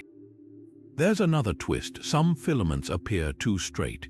In modern times, the cosmic web bends and warps under the pull of galaxy clusters, but these ancient threads are eerily linear, like taut strings vibrating through space. That suggests they formed in an environment where competing gravitational tugs were minimal, before the universe's larger structures could twist them out of shape. The implications are staggering. If the cosmic web assembled this quickly, our models of structure formation might be missing a crucial ingredient, something that supercharged gravity's grip in the early cosmos. Maybe dark matter interacted differently back then, or perhaps exotic particles boosted its pull. Whatever the answer, JWST snapshots of these impossible filaments aren't just rewriting cosmic history. They're revealing a universe that built its grand design in a frenzy, leaving us scrambling to catch up. Forget everything you know about how stars shine. What if some of the universe's earliest stars didn't burn on hydrogen at all, but ran on something far more exotic? Enter the dark star hypothesis, a radical idea suggesting the first stars may have been fueled not by nuclear fusion, but by the annihilation of dark matter. Picture a star unlike any in today's cosmos, a vast, puffy giant glowing faintly not from fiery fusion, but from invisible particles colliding and releasing energy at its core. These hypothetical dark stars would have formed in the densest pockets of early dark matter, growing to monstrous sizes without ever igniting the nuclear furnaces that power modern stars. Instead, as dark matter particles met and annihilated, their energy would have kept these stars stable for millions, maybe even billions of years. The math behind this is surprisingly elegant. In the early universe, dark matter wasn't just a diffuse haze, it clumped into dense mini-halos where ordinary gas could pool. Normally, this gas would collapse, heat up, and trigger fusion. But if dark matter was concentrated enough, its annihilation could have provided an alternative heat source, preventing the gas from reaching fusion temperatures. The result, a star that radiated dark energy instead of starlight. Critics argue that such stars would need absurdly dense dark matter cores to sustain themselves, conditions that might have been rare even in the primordial cosmos. But supporters point to strange anomalies in ancient galaxies, unexpected infrared glows, or oddly distributed heat that could be echoes of these vanished giants. If dark stars ever existed, their deaths might have left behind supermassive black holes far earlier than expected, seeding the universe's first quasars. The implications are staggering. If dark stars were real, they'd rewrite the story of how light first returned to the cosmos. The cosmic dawn might not have been sparked by nuclear fires, but by something far stranger, an invisible fuel hidden in the fabric of reality itself. And if remnants of these stars linger, they could be hiding in plain sight, masquerading as black holes or faint, unexplained infrared smudges at the edge of our telescope's vision. Hunting them won't be easy. Unlike traditional stars, dark stars would have emitted far less visible light, making them ghosts in the cosmic record. But with next-generation telescopes probing deeper into the infrared spectrum, we might finally catch a glimpse of these shadowy pioneers, proof that the universe's first light came from the darkest places of all. Stretching across the spectrum of distant quasars, scientists have found something peculiar. A forest of absorption lines etched into the light, each one a fingerprint from primordial hydrogen clouds that drifted through the early cosmos. This Lyman alpha forest should be a predictable record of gas distribution, a cosmic barcode revealing the universe's structure. But the deeper we look, the more its patterns defy expectations. Some lines are too deep, others suspiciously faint, as if the hydrogen from this era played by a different set of rules. These absorption lines work like cosmic mile markers. When quasar light passes through clouds of neutral hydrogen, specific wavelengths get absorbed, leaving dark notches in the spectrum. The denser the cloud, the deeper the notch. Simple, right, yet in the universe's first billion years, something's off. Certain clouds absorb more light than their estimated density should allow, while others barely leave a trace. It's as if the gas was either clumpier or more agitated than our models predict. One explanation points to the ionizing fury of the first stars and galaxies. Their ultraviolet radiation could have punched strange, uneven holes in the hydrogen fog, creating patches where gas was either fully ionized or weirdly concentrated. Imagine a sponge blasted by a hose, some parts soaked, others bone dry. But even this doesn't fully account for the extremes we're seeing. Some lines suggest hydrogen temperatures bouncing wildly, far hotter or colder than the ambient conditions of the early cosmos should allow. Then there's the dark matter factor. If dark matter interacted with hydrogen in ways we've yet to detect, perhaps through subtle heating or clustering effects, it could have stirred the gas into unexpected configurations. Alternatively, primordial magnetic fields, weak but pervasive, might have left their mark, shaping how these clouds absorbed light across billions of light years. The real puzzle is timing. These quirks seem most pronounced before reionization completed, as if the universe went through a phase of chaotic experimentation before settling into the smoother structures we see later. Each anomalous line is a snapshot of that turbulence, a fleeting glimpse into an era when the cosmos was still figuring itself out. Decoding this forest isn't just about hydrogen, it's about reconstructing the invisible forces that shaped the universe's adolescence. And until we solve its riddles, these spectral whispers will keep hinting at a past far more complicated than we ever imagined. At the edge of our observable universe, suspended in the cosmic dawn, lies Hyperion, a titan among titans. This proto-supercluster, a sprawling metropolis of galaxies, stretches across hundreds of millions of light years, weighing in at a staggering billion suns. But here's what defies logic. It existed when the universe was only 2.3 billion years old. By all accounts, something this colossal should have taken billions more years to assemble. Yet there it sits, an impossible giant in the nursery of the cosmos. Superclusters are supposed to be the slowest architecture in the universe, gravity's marathon project, built over eons as galaxies drift together. Hyperion, though, didn't follow the blueprint. Modern simulations struggle to replicate its existence so early. Even with dark matter's gravitational pull, matter shouldn't have clumped this fast, this densely, this soon. So what cosmic shortcut did it take? One clue lies in its chaotic structure. Unlike the neat filaments of later superclusters, Hyperion is a tangled web of galaxies crashing together in what looks like gravitational anarchy. This messiness suggests a feeding frenzy, a region so rich with primordial gas that galaxies formed at breakneck speed, collapsing directly into a supercluster without the usual gradual mergers. Imagine tossing flour into water and seeing dough form instantly, skipping all the mixing. But the real shock is the sheer volume of dark matter required to anchor this beast. For normal structures, dark matter halos grow hierarchically, small clumps merging into bigger ones. Hyperion's halo, though, seems to have materialized nearly full-sized, as if the universe pre-installed its gravitational scaffolding.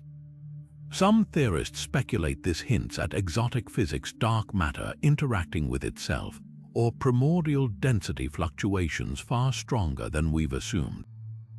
Then there's the placement. Hyperion didn't just form anywhere. It sits at the intersection of multiple cosmic filaments, like a spider perched at the center of a web. These highways of dark matter may have funneled galaxies toward it at speeds we've never observed elsewhere, turning it into a gravitational magnet far sooner than nature usually allows. Yet for all its defiance, Hyperion might not be unique. New telescopes are spotting other proto-superclusters from similar epochs, each one flouting the rules in its own way. Together, they paint a picture of a young universe that didn't just grow. It exploded into complexity, assembling giants while the cosmos was still in its infancy. And if that's true, our models aren't just missing a piece of the puzzle, they might be missing the entire box, the lesson. The early universe wasn't playing by our rules. It was a place of extremes where physics stretched to its limits, and Hyperion is the proof, standing as a monument to the cosmos' untamed youth. Galaxies are supposed to be messy in their youth, cosmic toddlers stumbling through the universe with chaotic, turbulent motions. At least, that's what our models predicted. But the deeper we peer into the early cosmos, the more we find galaxies spinning with eerie precision, their orderly disks defying every expectation of how structure should form in the universe's chaotic infancy. Take galaxy MAX 1149 JD1, for example.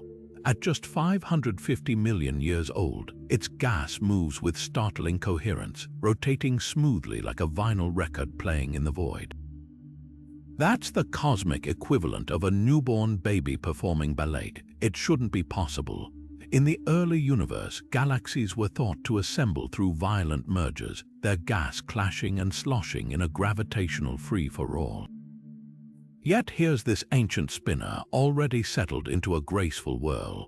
One theory suggests these galaxies grew up in unusually calm neighborhoods, rare pockets of the cosmos where gas settled directly into disks without the usual turbulence. Picture pouring cream into coffee, but instead of swirling chaotically, it layers itself into perfect concentric circles. Under just the right conditions, gravity might have sculpted these disks in near silence, skipping the cosmic growing pains we expected. But there's a catch. Even in quieter regions, simulations struggle to replicate such uniform rotation this early. Some astronomers suspect dark matter played a hidden role.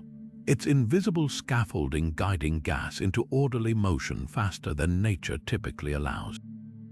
If dark matter halos in the early universe were smoother or more spherical, they might have funneled gas into stable orbits almost immediately, like a cosmic potter shaping clay on a perfectly centered wheel. Then there's the wild card, magnetic fields. These invisible threads woven through galaxies could have acted like cosmic shock absorbers, dampening turbulence and aligning gas into coherent rotation far sooner than gravity alone could manage. It's a subtle force, but in the fragile ecosystems of young galaxies, even a weak magnetic field might have tipped the scales toward order. Every discovery of these strangely mature rotors chips away at our assumptions. Were early galaxies more resilient than we thought, finding stability amidst the chaos? Or does their eerie smoothness hint at undiscovered physics, rules that favored harmony over disorder in the cosmos' first acts? One thing's clear, the universe didn't just stumble into structure. It built with intention, crafting disks so precise they spin across billions of years, whispering secrets we're only beginning to decode. And each one forces us to ask, what else have we underestimated about the cosmos' quiet mastery? The universe's first elements were supposed to follow a simple recipe: hydrogen, helium, and a pinch of lithium, all cooked up in the Big Bang's fiery aftermath. And for the most part, the math checks out, except for one stubborn ingredient. When scientists tally up the universe's helium stash, they keep coming up short. According to our best models, about 25% of the observable universe's ordinary matter should be helium by mass. Yet measurements of ancient stars and distant gas clouds consistently show slightly less, closer to 23 or 24%. This tiny gap might seem insignificant, but in cosmology, even a 1% discrepancy can signal something fundamental we've overlooked. The problem cuts straight to the heart of nucleosynthesis, that critical window mere minutes after the Big Bang when protons and neutrons fused into atomic nuclei. Every other element's abundance fits predictions nearly perfectly, so why is helium the exception? One possibility lies in the universe's expansion rate. The faster space stretched during those first few minutes, the less time nuclear reactions had to convert hydrogen into helium. If the early cosmos expanded even a fraction quicker than we've calculated, it could explain the missing helium. But here's the catch: that would throw off other predictions too, like the cosmic microwave backgrounds pattern. The numbers have to balance perfectly, and right now they don't. Then there's the neutron puzzle. Helium's nucleus requires 2 protons and 2 neutrons, but free neutrons are unstable, decaying into protons when not bound inside atoms. If more neutrons decayed than expected before getting locked into helium, that could leave us slightly short. Some theorists speculate this might hint at undiscovered particles influencing neutron decay rates in the universe's first moments physics beyond the standard model. But perhaps the simplest explanation is hiding in plain sight. Modern telescopes might be missing helium trapped in hard-to-detect corners of the cosmos like ultra-diffuse gas clouds or the hot halos around galaxies. It's also possible that later stellar processes subtly altered helium abundances in the ancient stars we use as cosmic measuring sticks. Whatever the answer, this helium gap is more than a bookkeeping error. It's a cosmic breadcrumb pointing toward forces or phenomena we've yet to uncover. And until we solve it, the universe's first few minutes remain just a little murkier than we'd like.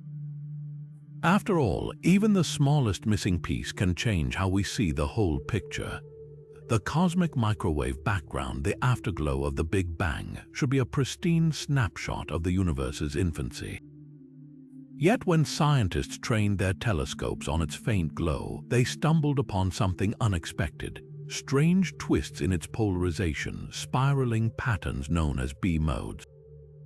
These delicate swirls aren't just random noise, they're the signature of something profound warping the fabric of spacetime itself.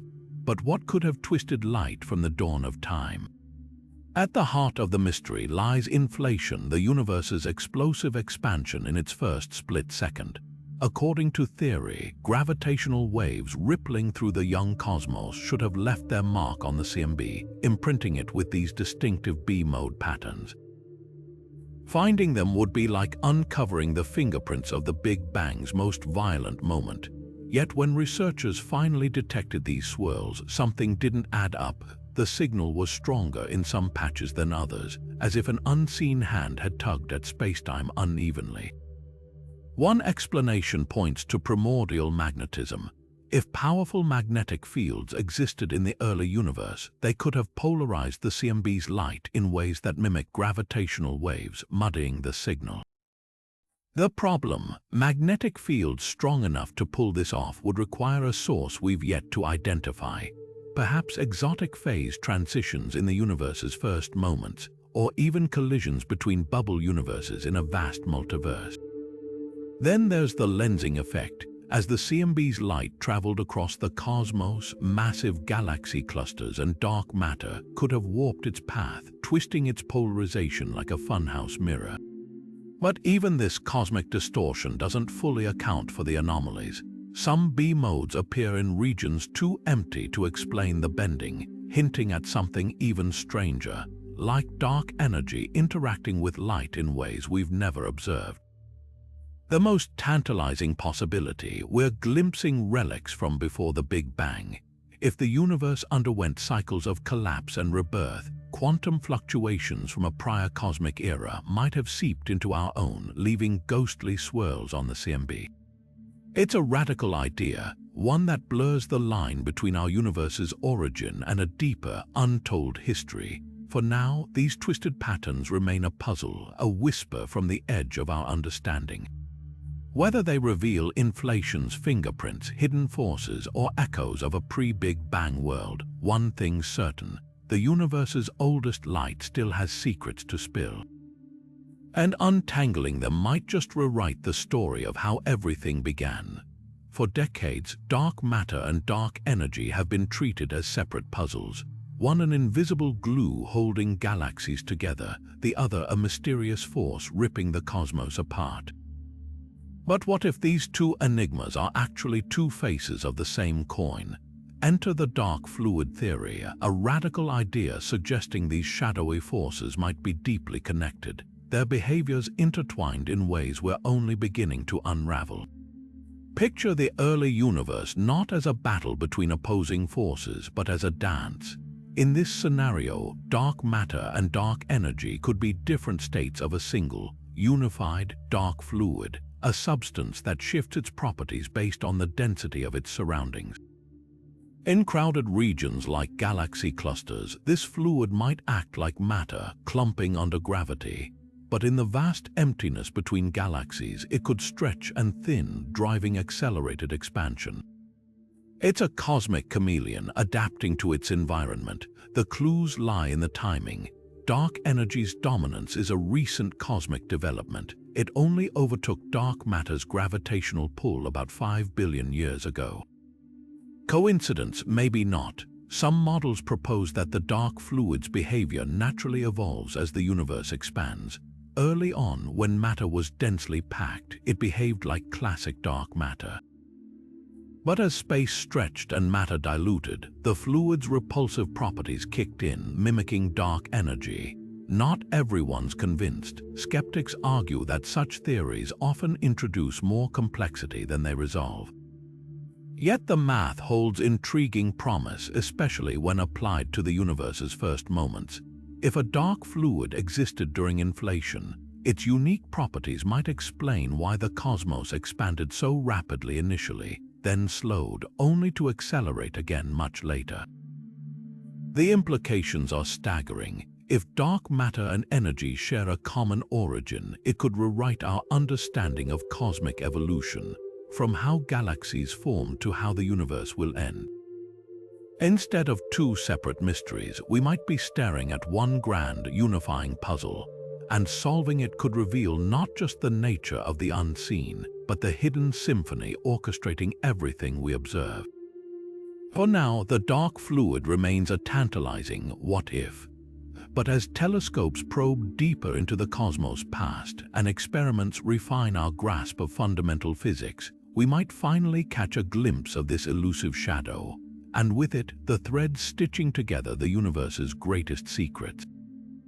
Galaxies in the early universe had a dangerous secret: their hearts were alive, not just with stars, but with ravenous black holes devouring matter at a pace we've never seen since. Telescopes like James Webb have spotted something startling: a staggering number of young galaxies, barely 1 billion years old, already hosting blazing active galactic nuclei. The supermassive black holes powering quasars and spewing radiation across the cosmos. This wasn't a rare phenomenon, it was practically the norm, and that raises a glaring question: how did so many black holes grow so massive so fast? The numbers don't add up. Today, only about 1 in 10 large galaxies has an actively feeding black hole, but in the early universe, nearly half of them did. It's like walking into a kindergarten classroom and finding half the kids' bench pressing twice their weight. Something clearly went differently back then. One clue lies in the environment. The primordial cosmos was a cramped, chaotic place, with galaxies swimming in thick soup of gas. Black holes born into these dense neighborhoods could gorge themselves on endless buffets of fuel, swelling to monstrous sizes in mere millions of years instead of billions. But there's a twist. Not all early black holes were created equal. Some may have skipped the usual growth phases entirely. The first generation of stars, behemoths hundreds of times the sun's massa, could have collapsed straight into black holes without the usual fireworks giving them a head start. Others might have formed from runaway collisions in crowded stellar nurseries, where chaos and gravity teamed up to build giants overnight. Then there's the dark matter factor. If dark matter halos in the early universe were unusually concentrated, their gravity could have funneled gas directly into black holes at unprecedented rates. Picture a cosmic waterslide where streams of matter spiral downward with almost no resistance, vanishing into the abyss below. The implications are profound. These ravenous cores weren't just cosmic oddities, they shaped everything around them. Their radiation ionized gas, stunted star formation, and even propelled material out of galaxies entirely, setting the stage for how galaxies would evolve for billions of years. We're only beginning to grasp how deeply they influenced the cosmos' infancy. So why don't we see this frenzy today? The universe may have simply run out of fuel. As galaxies aged, their gas spread thin and mergers became rarer. Black holes lost their easy meals. The golden age of AGNs faded into quiet, leaving behind relics like Sagittarius in our Milky Way, a sleeping giant hinting at the chaos of its youth. Yet the echoes remain. Every distant quasar, every X-ray flare from an ancient galaxy whispers the same truth: the early universe wasn't just a nursery. It was a battlefield where black holes rose to power in a blink and rewrote the rules of cosmic evolution before the first stars even had time to blink back. Picture a universe cloaked in fog, a thick, impenetrable blanket of neutral hydrogen gas that smothered everything after the cosmic dark ages. Then, suddenly, light pierced the gloom. Within a cosmic blink, just a few 100 million years, that fog burned away, leaving the universe transparent. This is reionization, one of the most dramatic transformations in cosmic history. But here's what keeps astronomers up at night. The math doesn't add up. The known sources of radiation, early stars and quasars, shouldn't have had enough power or time to strip electrons from all that hydrogen so quickly. So what really flipped the cosmic switch? Let's break the problem down. To reionize the universe, you need ultraviolet photons energetic enough to knock electrons loose from hydrogen atoms. The first stars, blazing hot and bright, certainly contributed. But there's a catch. These stars were rare and short-lived. Even if every single one of them pumped out UV light, their collective output falls short of the energy needed to ionize the entire cosmos in such a narrow window. It's like trying to light a forest with a handful of matches. You'd need way more fire. Quasars, those brilliant beacons powered by supermassive black holes, might seem like the obvious solution. But they're even rarer in the early universe. Their radiation is intense but highly concentrated, like spotlights in a vast, dark auditorium. Most of the hydrogen fog lay far beyond their reach.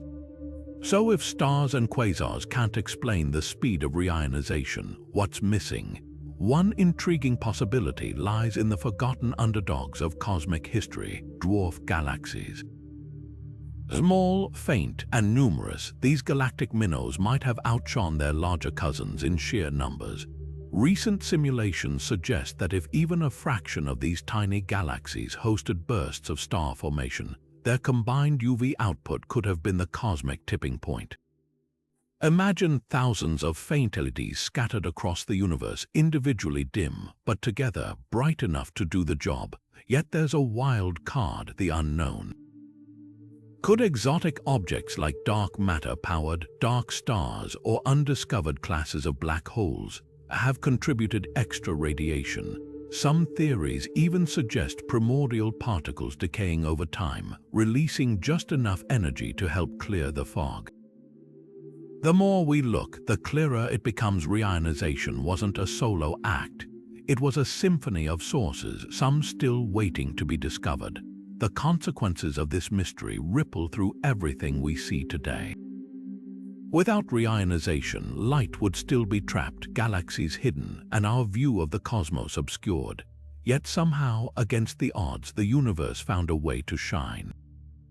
And until we unravel how, this impossible transformation remains one of its greatest unsolved tricks. Galaxies aren't supposed to work this way. In the modern universe, the biggest black holes sit at the hearts of the biggest galaxies, an elegant cosmic hierarchy where size matches scale. But the early cosmos had other ideas. Astronomers have stumbled upon a bizarre class of tiny, ancient galaxies, barely a fraction of the Milky Way's mass, yet somehow packing monstrous black holes at their cores. These cosmic minnows have gravitational whales lurking inside, and no one's sure how they got there. Take a galaxy like Fornax UCD3, a faint, ultra-compact dwarf so small it could fit inside our solar system's orbit. Yet hiding in its core is a black hole weighing over 3 million suns, rivaling the one in our own galaxy. That's like finding a skyscraper squeezed inside a suburban bungalow. Standard models of galaxy formation insist black holes grow in lockstep with their hosts. So how did these underdogs end up punching so far above their weight?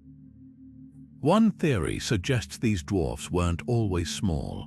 They might be the stripped remnants of much larger galaxies, torn apart by gravitational encounters over billions of years. Picture a cosmic vandal peeling away stars and gas, leaving behind nothing but a dense core and the black hole it once fed. It's a compelling idea, but some of these tiny galaxies show no signs of violent past. Their stars orbit smoothly, undisturbed, as if they've always been this petite. Then there's the direct collapse scenario. In the chaotic early universe, dense pockets of gas could have collapsed straight into black holes without forming full-fledged galaxies first. These rogue singularities might have later been captured by wandering dwarfs, sinking to their centers like stones in a pond. Simulations show this could happen, but the odds seem vanishingly slim. Yet somehow, these phantom dwarfs defy probability again and again. The wildest possibility, black holes in the early universe didn't need galaxies to grow. Maybe they feasted on primordial gas clouds or merged with each other in a frenzy, becoming way too massive for their eventual galactic homes. It's as if the cosmic rulebook was tossed aside in the universe's youth, letting gravity's outliers run amok. Every discovery of these misfit galaxies chips away at our assumptions. They're not just cosmic oddities, they're clues to a time when black holes played by different rules. And until we solve their riddle, we're left wondering, what other secrets are hiding in the universe's smallest corners? Imagine the universe in its first trillionth of a second, a place so turbulent it shuddered with gravitational waves powerful enough to ripple the fabric of spacetime itself. These echoes from cosmic inflation should still linger today, faint whispers etched into the oldest light we can see. But despite decades of searching, that primordial signal remains stubbornly out of reach. Where are the gravity waves from the Big Bang's most violent moment, and why haven't we found them yet? The hunt centers on a subtle pattern hidden in the cosmic microwave background, the afterglow of the universe's birth. Theory predicts inflation's gravitational waves would have twisted this light into a distinctive swirling polarization called B-modes. Spotting them would be like uncovering the universe's birth certificate, proof of its exponential growth spurt. Yet every attempt to detect these swirls, from ground-based telescopes like BICEP to space missions like Planck, has come up empty or entangled in cosmic dust. Some researchers argue we're simply not looking closely enough. Primordial B-modes might be fainter than anticipated, drowned out by interference from galactic dust or later gravitational lensing. New projects like the upcoming Light-Bird satellite aim to cut through the noise with unprecedented sensitivity, scanning the sky for these elusive imprints. But others wonder if the signal's absence hints at deeper mysteries. Could inflation have been gentler than we think, producing weaker waves? Or might it have unfolded in stages, leaving a more complex fingerprint than our models predict? Then there's the radical possibility that we've misunderstood inflation entirely. Alternative theories like bouncing cosmologies or string gas scenarios suggest the early universe might have avoided gravitational wave production altogether. Without that smoking gun, the door cracks open for entirely new origin stories. Ones where the universe didn't inflate so much as stumble into existence through other means. The stakes couldn't be higher. Finding these waves wouldn't just confirm inflation, it would reveal the energy scale at which it occurred, exposing physics 1 trillion times more powerful than anything particle colliders can probe. Until then, their absence keeps cosmology in suspense, a reminder that the universe's first moments might still hold surprises no one saw coming. The search isn't just about waves, it's about rewriting the very first page of cosmic history. Galaxies aren't meant to follow a script, so why do some of the earliest clusters seem to move in eerie unison? Scattered across deep field observations, astronomers have spotted something that defies expectation. Vast groups of galaxies, billions of light-years apart, their axes mysteriously aligned as if guided by some unseen hand. This isn't just random chance, it's a cosmic conspiracy that challenges one of cosmology's core principles, the idea that the universe on large scales should look the same in every direction. Take the El Gordo cluster, a titanic collision of galaxies 7 billion light-years away. Its axis points toward another distant supercluster, as if connected by an invisible thread. Then there's the CMB's so-called axis of evil, where hot and cold spots align with the plane of our solar system, a pattern so statistically unlikely it begs for explanation. These alignments suggest a hidden framework, a cosmic architecture we've yet to fully map. So what's threading these galactic needles? One possibility lies in primordial magnetic fields, vast, ancient webs of magnetism woven into the fabric of space itself. If these fields existed in the universe's infancy, they could have steered the growth of galaxies along preferred directions, like rivers carving canyons over eons. Another theory points to dark matter's quirks. If dark matter particles interacted more strongly in the past, their collective pull might have nudged early structures into alignment before expansion diluted their influence.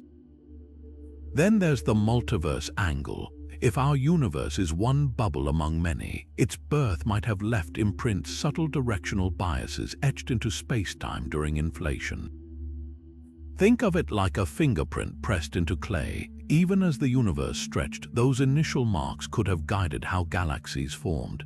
Yet skeptics argue these alignments might be mirages, tricks of perspective, or incomplete data. After all, when you stare into the void long enough, even randomness can start to look meaningful. But with each new deep field survey, the evidence mounts. The universe might not be as disorderly as we thought. And if these patterns hold, they'll force us to rewrite not just the story of galaxy formation, but the very rules of cosmic design. One thing's certain, the deeper we look, the more the cosmos seems to whisper of hidden symmetries, an invisible choreography written in the language of gravity, dark matter, and time itself. And decoding it might just reveal how the universe went from chaos to order, one aligned cluster at a time. Picture the universe in its first moments, a seething cauldron of energy where the known laws of physics might not have been the only rules in play. What if another force, a shadowy counterpart to light itself, briefly held sway over the cosmos? This is the tantalizing idea behind dark photons, hypothetical particles that could have carried a fifth fundamental force in the early universe's extreme conditions. Unlike ordinary photons, which mediate electromagnetism, dark photons would interact with invisible dark matter, creating a bridge between the seen and unseen cosmos. Theorists suggest this hidden force might have flickered to life when temperatures were unimaginably high, subtly altering how particles collided and condensed in the universe's first microseconds. The effects could have been fleeting, but even a momentary influence might explain some of the cosmic anomalies we're still puzzling over today. One compelling clue comes from the cosmic microwave background. Its subtle temperature fluctuations hint at early energy distributions that don't quite align with standard models. Could dark photons have tweaked those patterns, like an unseen hand gently stirring the primordial soup? Another piece of the puzzle lies in the surprising smoothness of certain dark matter halos. If dark photons mediated interactions between dark matter particles, they might have smoothed out clumps that gravity alone would have left ragged. Skeptics argue that adding a fifth force complicates physics unnecessarily. After all, the four known forces have explained observations remarkably well. But proponents counter that dark photons wouldn't disrupt the modern universe. Their influence would have faded as the cosmos cooled, leaving behind only faint traces in the earliest structures. Experiments like CERN NA64 and Fermi National Accelerator's Dark Quest are now hunting for these elusive particles, hoping to catch whispers of their existence in high-energy collisions. Whether dark photons are real or not, their possibility reminds us how much we still don't know about the universe's wild youth. If confirmed, they wouldn't just be a new particle. They'd be a window into a time when the cosmos was governed by rules we're only beginning to imagine. And that's a frontier worth exploring. The universe's first galaxies weren't just forming stars, they were practically vomiting them into existence. Take GN11, an ancient galaxy churning out new suns at a rate of 3,000 per year. That's like the Milky Way's entire stellar output crammed into a single month. But here's what makes no sense. These starbursts erupted without the usual cosmic triggers, no galactic collisions, no visible shockwaves, just frenzied star birth on a scale that defies explanation. Astronomers call these anomalies orphan starbursts, violent bursts of star formation with no apparent cause.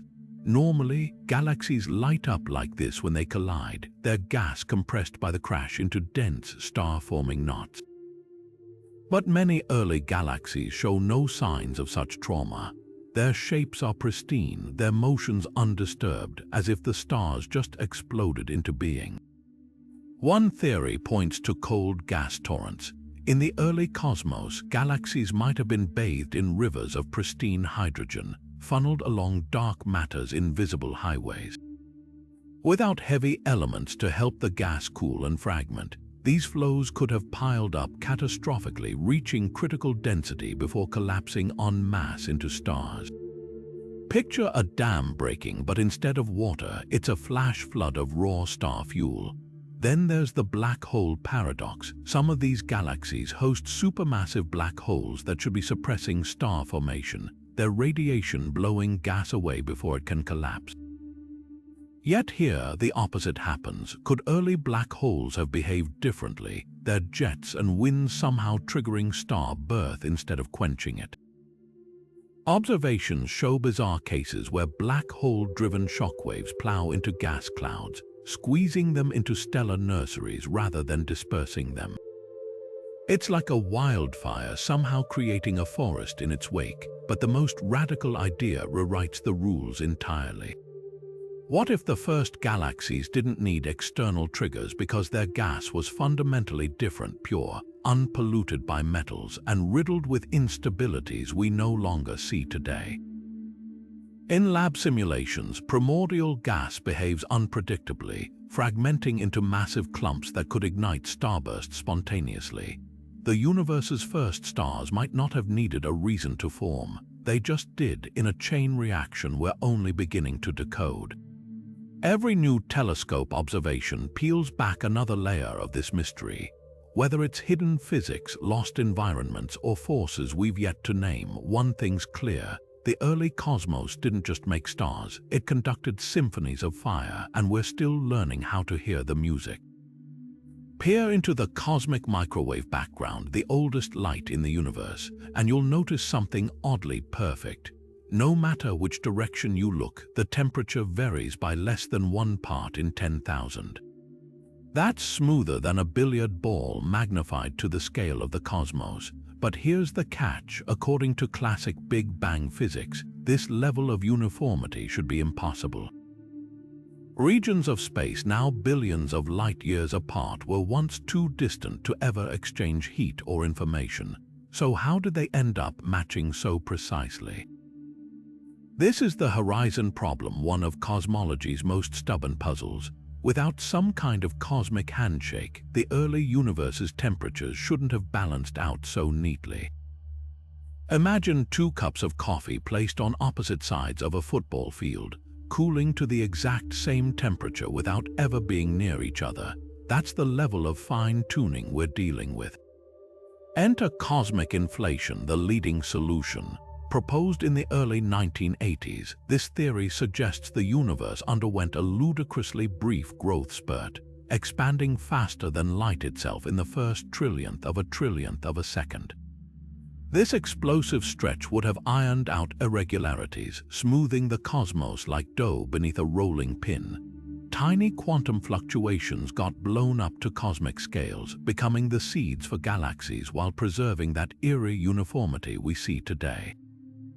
Yet inflation isn't without its skeptics. Some argue it's too effective, explaining not just smoothness but any possible arrangement of matter, making it nearly impossible to disprove.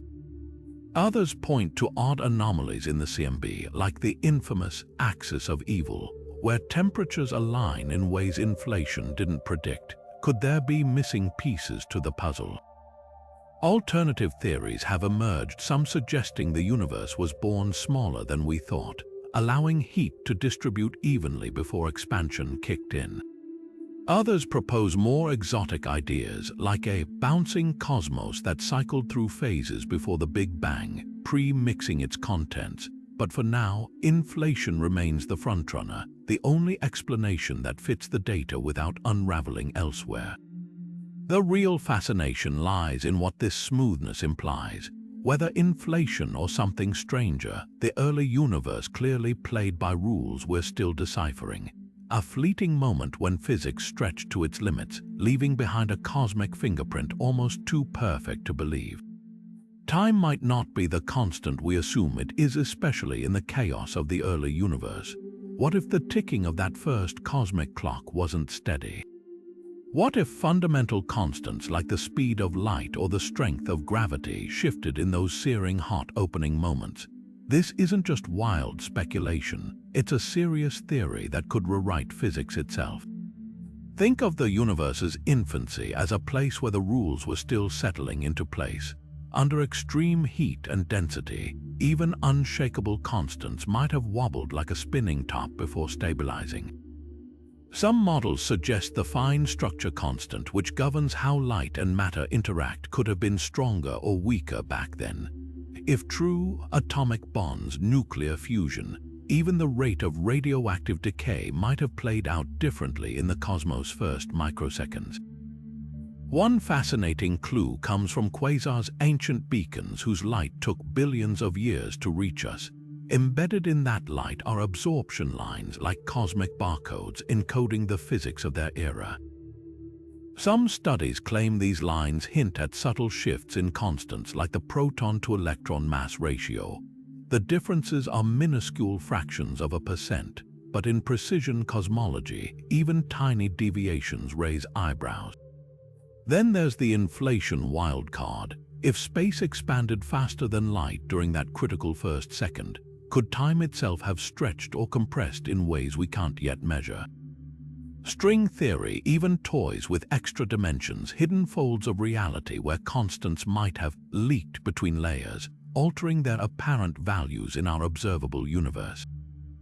Skeptics argue these anomalies could be measurement errors or quirks of astrophysics. But if the numbers hold up, the implications are staggering. A universe where physics itself evolves would mean the laws we take for granted aren't eternal, just the current settings in a grand cosmic experiment. For now, the phantom time hypothesis remains a tantalizing what if. But whether it's proven or debunked, it reminds us how little we truly know about those first unimaginable moments when the universe was so young, even time itself might have been finding its footing. Deep in the equations of particle physics, there's a ghost, a hypothetical relic so elusive that even its existence remains unproven. Meet the magnetic monopole, a particle with just one magnetic pole, either a north without a south or vice versa. According to theory, these oddities should have been forged in abundance during the universe's earliest moments, when the fundamental forces were still merging into one. Yet after decades of searching, not a single one has turned up. So where did they all go? It all starts with grand unification. The idea that electromagnetism, the strong nuclear force, and the weak force were once a single, seamless interaction. As the universe cooled, this unified force split apart, and physicists believe this phase transition should have created defects in spacetime, like cracks forming in ice. Magnetic monopoles would have been one such defect, frozen into existence like cosmic breadcrumbs. The math suggests they'd be staggeringly dense, potentially as massive as an entire bacterium crammed into a single particle. Yet despite their predicted heft, monopoles are conspicuously absent. Even with detectors buried deep underground or suspended in Antarctic ice, designed to catch these rare particles, the hunt has come up empty. One explanation is inflation. That rapid expansion of the early universe could have diluted their numbers to nearly zero, stretching space so thin that surviving monopoles became impossibly rare. But if that's true, why haven't we even glimpsed a single one? Another possibility is that monopoles weren't evenly distributed. Perhaps they clumped together in hidden corners of the cosmos, bound by their own bizarre magnetism, forming invisible structures we've yet to detect. Some theorists even speculate they could have catalyzed the decay of matter in the early universe, effectively erasing themselves from existence before we could find them. There's also a chance we're just not looking the right way. Monopoles might interact so weakly with ordinary matter that they slip through our detectors unnoticed like ghosts passing through walls. Or maybe their properties differ from what we've predicted, making them even stranger than we imagined. Whatever the answer, their absence isn't just a curiosity, it's a clue. If monopoles are truly missing, it might mean our models of cosmic evolution need a rewrite. Or perhaps, hidden in some overlooked corner of physics, these one-poled phantoms are waiting to be discovered, holding the key to understanding forces we've only begun to unravel. Until then, their mystery lingers a silent challenge to our picture of the universe's first moments. Imagine a hole in the universe so vast you could fit 10,000 Milky Ways inside it and still have room to spare. This isn't science fiction. It's the Boötes void, a cosmic desert stretching over 300 million light-years where galaxies are almost nowhere to be found. Statistically, a space this empty simply shouldn't exist. So why is this colossal nothingness staring back at us from the depths of space? The numbers alone boggle the mind.